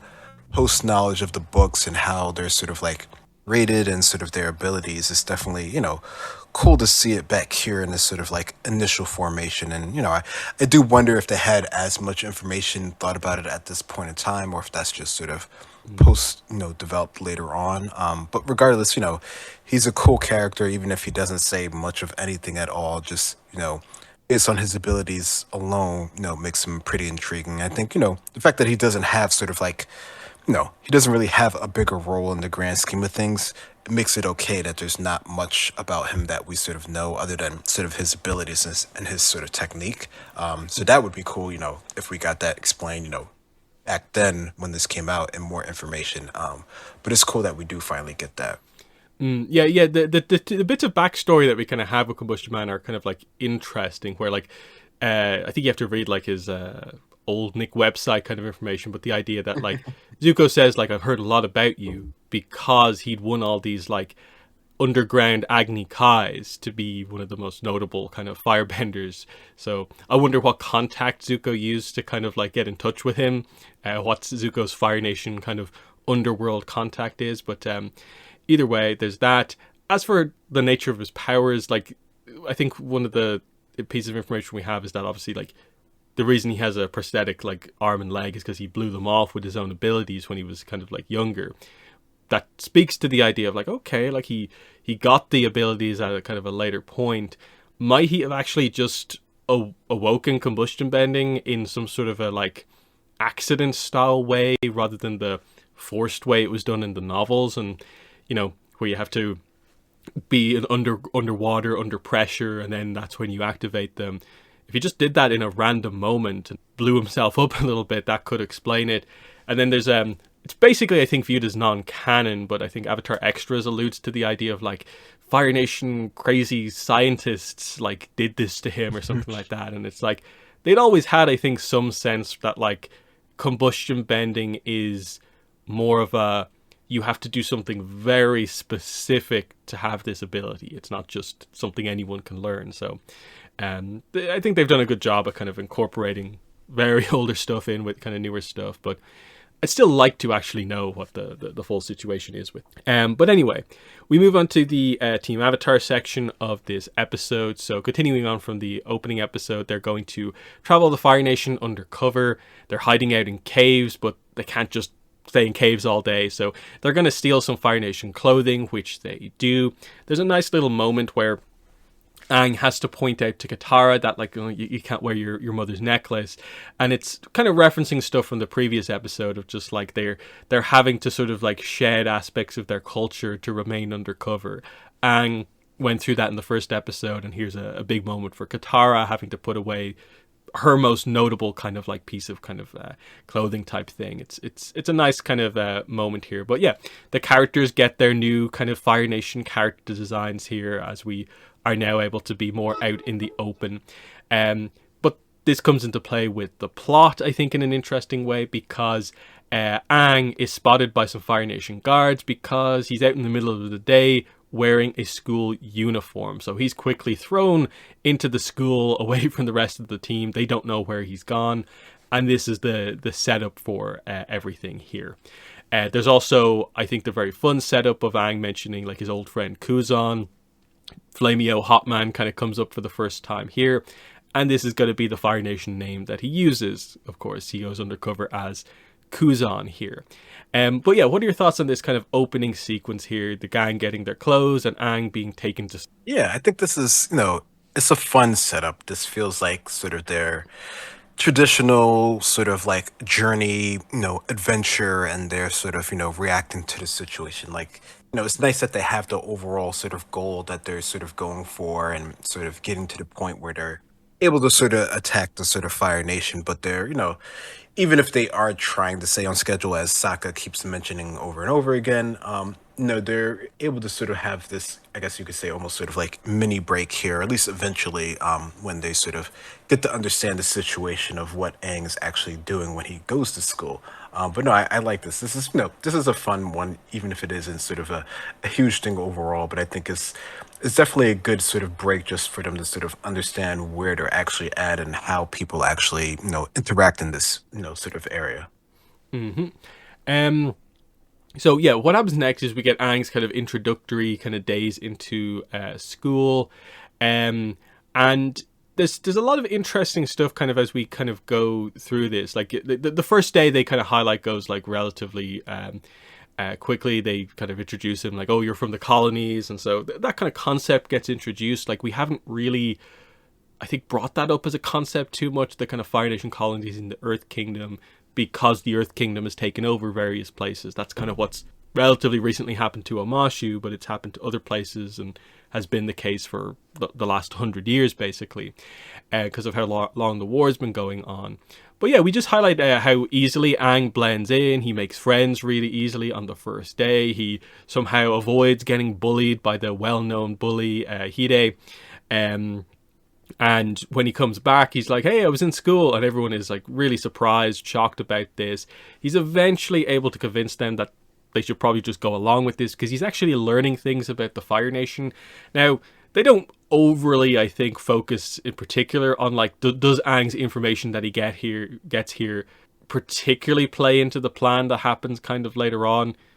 Maybe there's a slight implication of that to a certain degree, that maybe like, oh, is this where they learned about the Great Gates of Azulon and they need to go under them? Maybe. Secret passages and so on. It's interesting, but they think there could be some value to it overall. So that's all cool. The big initial scene here is cool because they have a history class here, and Aang gets very confused by one question that the whole class is asked, which is like, what year did Sozin battle the Air Nation military? And Aang's like, is that a trick question? The Air Nomads didn't have a formal military, and the teacher's like, how could you possibly know that? And Aang realizes, oh, my mistake. But it's this realization. They don't overly focus on it like internally, I suppose, for Aang about what this exactly means. But as the viewer, you realize that, oh, the kids are being fed all of these lies about history and the way things went. Like, that's the start of the war, the Air Nomad genocide. The Fire Nation frames that as a battle between nations to kind of justify it, when actually they just attacked a peaceful nation of monks out of nowhere by ambush, like Aang says. So that is actually like a major reveal. That's probably like the most important scene in the episode overall. But yeah, what are your thoughts on some of these initial things Aang learns in school about how Fire Nation school works? Yeah, I think that's always something that people note about this episode, even if you don't remember much else that in the sort of dance party later on. But I think, just the idea that, their history is skewed from their perspective, which, makes sense. The history books would be told from their perspective and sort of how they want, their nation to view the war. So that's sort of, essentially propaganda, but, you wouldn't even, potentially sort of view it as propaganda because why would you know sort of any other sort of alternative unless you have experience, in some other sort of nation there, or especially since, there are no more air nomads. So, that's definitely something that they, make sure to sort of point out here that you can sort of, develop on your own sort of the idea of how they're sort of, essentially revising the history for their own sort of means here. And you can see how that sort of trickles down. And, they do eventually, mention how that sort of, they can potentially change the minds of the younger generation. But here, Aang sort of initially gets that sort of idea from the beginning. But especially like this level of a lie, because like we've now had like novels in a bunch of different eras, and the Air Nomads have never really been presented particularly badly in any of them.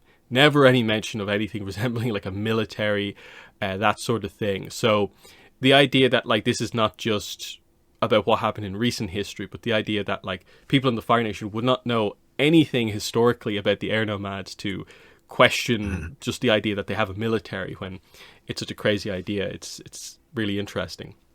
But anyway, we move on, and Aang is later attacked by the school bully. Aang defeats him without even touching him, but gets punished, of course, because the bully is like the star pupil. And this requires Aang's parents to need to come and talk to the teacher. So this brings Katara and Sokka in as his parents, Wang and Sapphire Fire, which I think Wang Fire is probably one of my favorite kind of gag joke things in Avatar. Obviously it gets used a couple more times. It's even done in the comics. I think that's one of the best Lost Adventure comics, is the pretty long one that involves Sokka as Wang Fire and the sort of quote unquote canonical death of Private Wang Fire. But yeah, this is cool here. They acted out perfectly fine. It's mostly a bit of a joke. It doesn't really amount to all that much. But the result of this is Aang realizes that the kids really don't express themselves much. It's very controlled at these schools. They don't know what it is to dance or express themselves. So he's going to throw a secret dance party for everyone in his class, basically.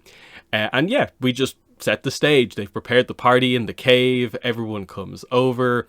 And we see Aang taking charge of this kind of thing to try and teach them about dance, because he knows about some of this stuff because he's been to the Fire Nation before the war started, so he knows more about their kind of culture prior to them being the war-focused nation, and teaches them some dance moves and stuff like that. And you really see that like one of the big things is that everyone is sort of drawn to Aang. Like this is this kind of charisma that he has, just of drawing everyone to him. Like everyone attends the party. even though they're not sure what they're going to do when they actually get there.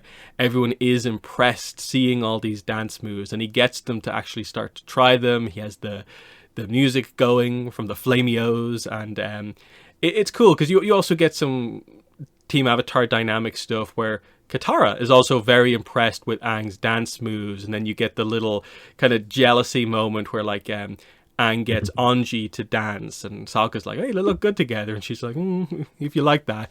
But then it leads up to, of course, the Katara and Aang dance, the Katango, which amazes everyone.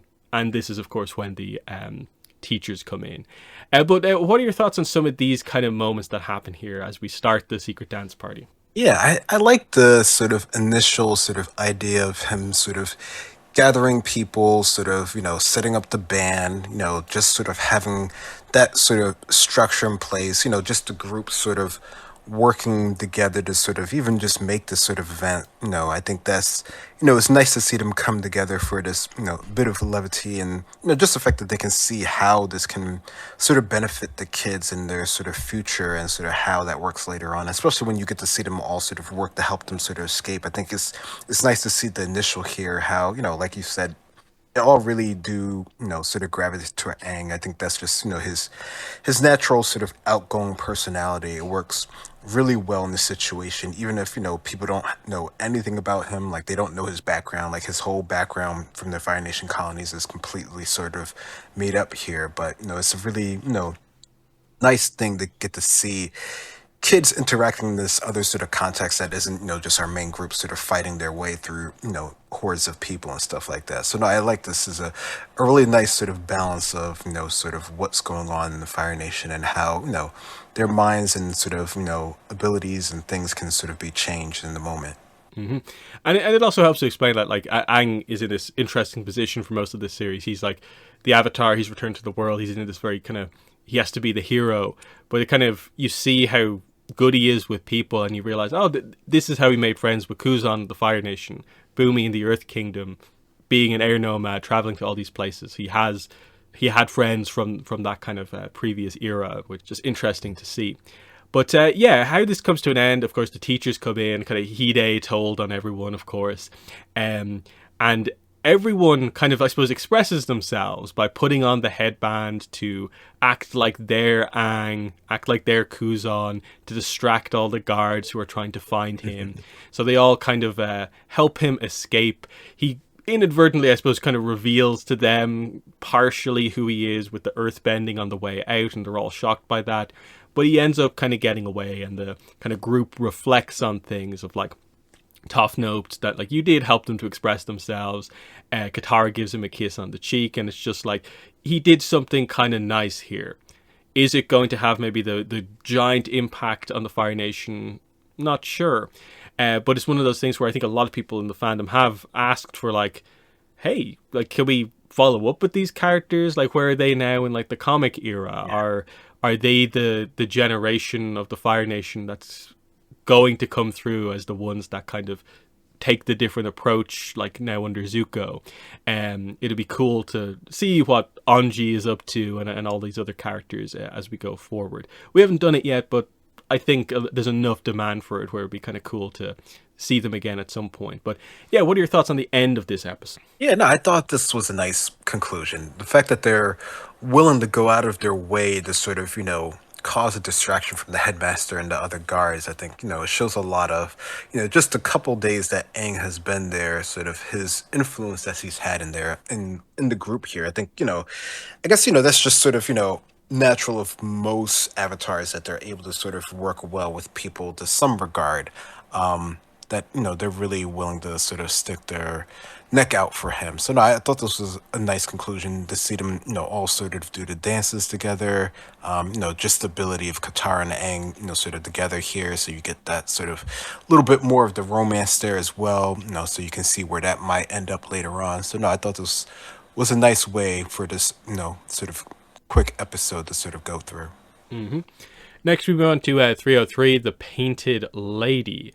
I've always really liked this episode. It's definitely one of the maybe like least consequential episodes in book 3, but just as a character piece for kind of Katara, I suppose, primarily, I actually really like what they do here because it's very kind of character defining, kind of like the previous episode was for Aang. And then it highlights that, yeah, the whole gang kind of gets one of these episodes in this early part of book three where we get to just stakes not like crazy high, focus on each member of the group getting a full episode where, like, yeah, it all comes down to, like, I suppose the line, like, I'll never ever turn my back on people who need me, as just, yeah, that's a character defining line. And you get it here in this pretty cool thing where we get to go to this river village affected by a Fire Nation factory, and we see that, like, oh, it's the impact of the war on a lot of just the random villages and towns in the Fire Nation, that it affects them as well, badly. And it's kind of small scale, but I like that, like, it's a story that involves a spirit as we get introduced to the Painted Lady. And I just think it does some nice things, even if it's maybe not the most impactful episode, and that, like, this episode doesn't have a kind of Zuko side plot here. We take a break from that. But yeah, it's one of those ones where, like, yeah, I can accept it's never going to be the most eventful episode of the show, but I actually quite like this one quite a bit. But what are your overall thoughts on the Painted Lady? Yeah, it's a nice episode in sort of like isolation of the whole overall thing, just in terms of like where they're going for towards sort of their bigger goals, and they mention it, Sokka mentions it a couple times, like, they could, sort of skip this, and like, when we get to this in like other, productions and stuff, like, this would be one that they would probably sort of cut. But I think in terms of, get an idea of the effects of the war and sort of how it plays into things, and just sort of how these people have seen their whole sort of lives sort of like upended. It's pretty, impactful in that regard. And it does, sort of give us, key things about Katara and her character and what she's willing to do in her sort of like iconic line. Like, I think, like you saying that, I think a lot of people, mention that line, even if they don't really necessarily think of the Painted Lady episode. Yes. So yeah, we arrive at the Zhonghui River, and I suppose the village of Zhonghui as well. And yeah, this is a fishing village that has been badly polluted by a nearby Fire Nation factory that they say makes metal for the kind of Fire Navy, which is kind of interesting. We immediately meet the kind of unique character for this episode. It's Doc Chu Bushi. It's like three characters in one. He changes his hat and he becomes a different person, and they kind of play with this across the kind of whole episode of, like, they represent different jobs. They never really cover, like, what the deal is with this guy. Maybe the pollution has gotten to him with the fish, the double-headed fish and stuff like that. But either way, fun character. But we see that otherwise, the people are sick here because of the pollution. The village is dying. They're a fishing village, and they basically can't really fish. The factory is kind of completely taken over. And yeah, this is the example of this random Fire Nation town that's being impacted by the Fire Nation's, like, war effort. They, quote unquote, have a peaceful relationship, but only one side is benefiting from it, of course. And then we immediately introduce the team dynamic here, where Katara really wants to help, but for this episode, Sokka has his. Interestingly, it's like it's like an animation schedule that they kind of show us here with a big long paper. But yeah, he wants to keep them on track because they have to be at the invasion at this specific point in time, and he feels that spending a day here would completely put them off track. So I think the setup is actually really cool. I always like these episodes in Avatar where we get just introduced to a new location, and we're going to focus on this for a while. And I think this is actually quite cool. Fire Nation, River Village, the factory dynamic. It's actually a fun setup to see what we're going to do here. But yeah, what are your thoughts on the intro for this? Yeah, no, I think the idea that they're getting into this sort of, unique location of this town, I think it really sort of, stands out as one of the strengths of, the original Avatar series is just them sort of journeying to a place, sort of understanding the people there, understanding the culture, sort of learning a bit of the lore, and then figuring out how to sort of help them, even if they don't necessarily want to help them in the beginning, just them sort of getting to see this location and how sort of downtrodden everything actually is and the effects of the war. And these are, people that are, part of this already. It really shows sort of the, I guess you could say, ecological effects of sort of the war machine that the Fire Nation has and how strong they've been, over these 100 years and how people are being effective of it. So no, I thought this was a good way of just showing another side of how the war is affecting things. Hmm. Yeah, and the kind of ecological plot here is interesting because there is also the Fire Nation spiritual thing. We don't often think of the Fire Nation and spirits all that much, but they have this river spirit, the Painted Lady, but her influence seems to have waned, I guess, as the pollution has come in, because she only appears once the pollution is kind of solved to a certain degree. So there's a bit of a kind of Heibai style almost dynamic going on here, because it effectively is like a guardian spirit of this kind of location thing going on here. The other interesting point, it's not presented in the episode, but it's kind of lore we got later on. The Painted Lady is a human who became a spirit. Now, when are we ever going to get extra context for that? I'm not really sure, but it's just interesting, the idea of like that might be the origin story of a lot of kind of guardian spirits here in the past becoming spirits, but it's just interesting. But yeah, as they head back into town later, it seems like things are better. They were given food. This is where we're properly introduced to the concept of the Painted Lady, a river spirit who watches over the town. We quickly get the idea that Katara is the one acting as the Painted Lady. She's dressing up as her and is giving food to them, is healing their sick. And then we get into the kind of conflict of the episode. Sokka begins to point out that this will only help the people, like, if you continue to do this basically like every single day. Like the village needs to learn to kind of like help themselves. Otherwise, they'll just rely on the Painted Lady to do kind of everything for them. Basically, unless the factory goes away, this help is just only going to help for that specific day. So Katara comes up with her plan. She's going to destroy the factory. And yeah, this is the kind of fun part of the episode. She dons her disguise. She heads off. Aang is awoken by Momo and kind of follows her. And so he quickly discovers that it is actually Katara. He's actually completely happy about this, that she's helping out in this way. He thinks it's cool. And together they just have this amazing time together where they destroy the factory, but they don't think about the kind of reprisal effectively. And that is that, yeah, the Fire Nation people operating the factory are annoyed about this. And so, yeah, the military comes after the town. And this leads to sort of the conflict coming up as a result of this, of Sokka feeling that Katara's got too involved. Katara feels Sokka's not caring enough about the people they're around, but we'll get into that in a moment. But yeah, what are your thoughts on the Katara becomes the Painted Lady plot and then destroying the factory? Yeah, no, I like this. I think, it's just another instance of really showing Katara's sort of caring nature and her forcefulness for doing what she really feels is right, and her sort of having the hope for people being able to do better in whatever current situation that they're actually in. So I think it's cool that we get to see her sort of use her abilities, use her healing abilities, use her just general water bending abilities to sort of create this sort of mystique of the Painted Lady from what lore she's heard of from the town, and just sort of how that plays into the bigger picture. And even if she doesn't understand the bigger picture herself, eventually she sort of, after she sort of, found out, sort of gets the idea of sort of what they can do,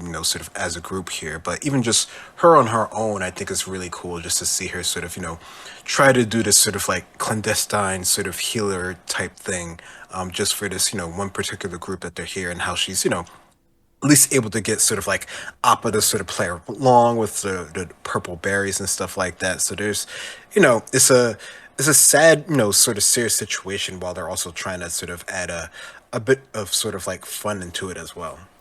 Mm-hmm. So after this, Sokka kind of confronts them and it's like, we've got to go like immediately. We need to stay on schedule. Then they realize that the Fire Nation is coming after the village. And Sokka is like, why did you do this? Like, we should have just left, done nothing. And this causes Katara to kind of really passionately fire back at her brother. I will never ever turn my back on people who need me. And she goes off to try and help them by herself, and kind of points out that, like, are you just going to do nothing like you said we should do, or are you going to help? But Sokka does agree to help here. He will support her. And so we kind of get the resolution to the kind of character dynamic amongst the group here at this point, as, you know, Sokka's not kind of heartless in this situation. He's become a little bit too focused on the schedule, of course, but no, this is what the team is about. And they kind of, I think that's kind of what they're trying to kind of allude to here in this moment of like, this is what the team does and has always done. That's what the series has been about. We go to a place, the team ends up helping out in some way. They always gain allies in nearly every location they kind of come to, which is why they'll have so many characters reintroduced for the invasion, because they gained allies from helping people like this town, basically. And so, yeah, it's a really cool moment then as the full team comes together to put on the sort of full Painted Lady show. Like, they could just show up and defeat everyone, but they don't want to out Aang as the Avatar. So instead, they're like, we'll lean into the Painted Lady thing and put on a scary spirit show, basically, to fully scare them off. So Sokka and Appa are doing like effects. Aang is going to support Katara with his airbending to give the Painted Lady even more kind of impact. And yeah, just with the atmosphere of this, they scare most of the soldiers away. The main guy stays behind, but Aang uses airbending to kind of basically demolish this guy. And then Katara appears before him, telling him to leave, like, and never come back. Cool action set piece here, a bit of like Ember Island kind of players type stuff going on here, just with Team Avatar. But what are your thoughts on this, the kind of setup and then the actual action of the episode? Yeah, no, their theatrics are pretty well done here. I think probably maybe a little bit better than the Ember Island players, but yeah, I think, you know, the idea that Katara is going to go through with this, you know, regardless of anything else makes sense. Like, she has her heart set in the moment here, and you know, I think it makes sense that Sokka would support her, you know, regardless of the situation, you know, them just sort of being brother and sister, and just, you know, the core group overall. Like, you can see, you know, they really, you know, do mean a lot to each other. Even Toph there with the punch to Aang. So, you know, it's a nice setup for, you know, to get them actually working together to resolve this situation here. And yeah, the whole idea of them leaning into the Painted Lady here, I think, you know, it does well. It feels like a Sokka plan, you know, sort of having, you know, sort of the different sort of stages and sort of building up the sort of mystique and everything. This definitely feels like something that he sort of would organize with the group's sort of input here as well. So no, I think it's cool. The way that it actually plays out is, you know, it looks pretty overwhelming in terms of like, you know, this is a spirit. Like, you know, if you don't know where the airbending is coming from, it's a pretty big sort of advantage, you know, in this sort of situation here. So the fact that, you know, Aang, while, you know, holding himself underneath the wood planks, is able to sort of, you know, completely win the situation here, isn't too sort of surprising here, even if, you know, they do sort of get found out at the end here. And there's also a bit of an implication that, like, especially, I suppose, a lot of people in the Fire Nation military wouldn't really know much, have any experience with kind of spirit related stuff, just because the core of the Fire Nation isn't particularly spiritual. So when they actually see something that's actual spirits, it is kind of terrifying to them. Yeah. But the final sequence then is that they get back to the village. The village realizes that Katara has dressed up as the Painted Lady. That she kind of lied to them, kind of tricked them to a certain degree. They get annoyed. This is where Sokka steps up to kind of defend Katara. She, you know, thanks Sokka for this, but apologizes to the village for kind of lying to them, but does highlight kind of what Sokka said earlier on, which is that the town does need to learn to help themselves. You can't just wait for like a spirit to show up to save you. And you get a fun moment where, like, what do we do? And then Toph just appears in the background. Maybe we should clean the river. And then they go ahead and do that all together to, you know, reactivate the town in terms of like, now we can actually be a fishing village again because the factory's been shut down. And so the town kind of has hope again at the end of things. And then I really like the final scene of this episode where like Katara is just kind of like down by the water, kind of like washing herself, and the actual Painted Lady spirit appears before Katara, only Katara, and just thanks her. And it's just left like that. And it's cool because typically the way they do this is that like Aang would be the one to have the spiritual interaction, but it's kind of cool that like they gave Katara a solo spirit interaction here on her own.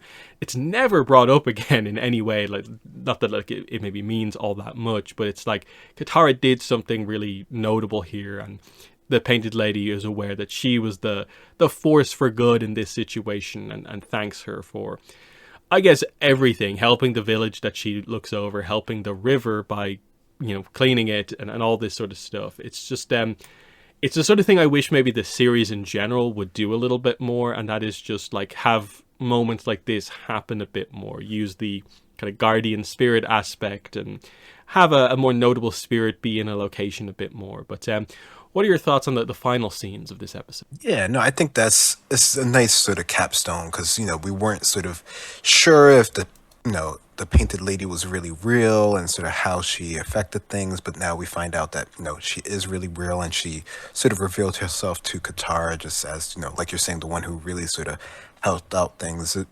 don't know. It's nice when we get to see the spirits sort of interact with the real world, even if it is sort of like on a smaller scale here, because these are ones that are like really specific to a location or to certain things.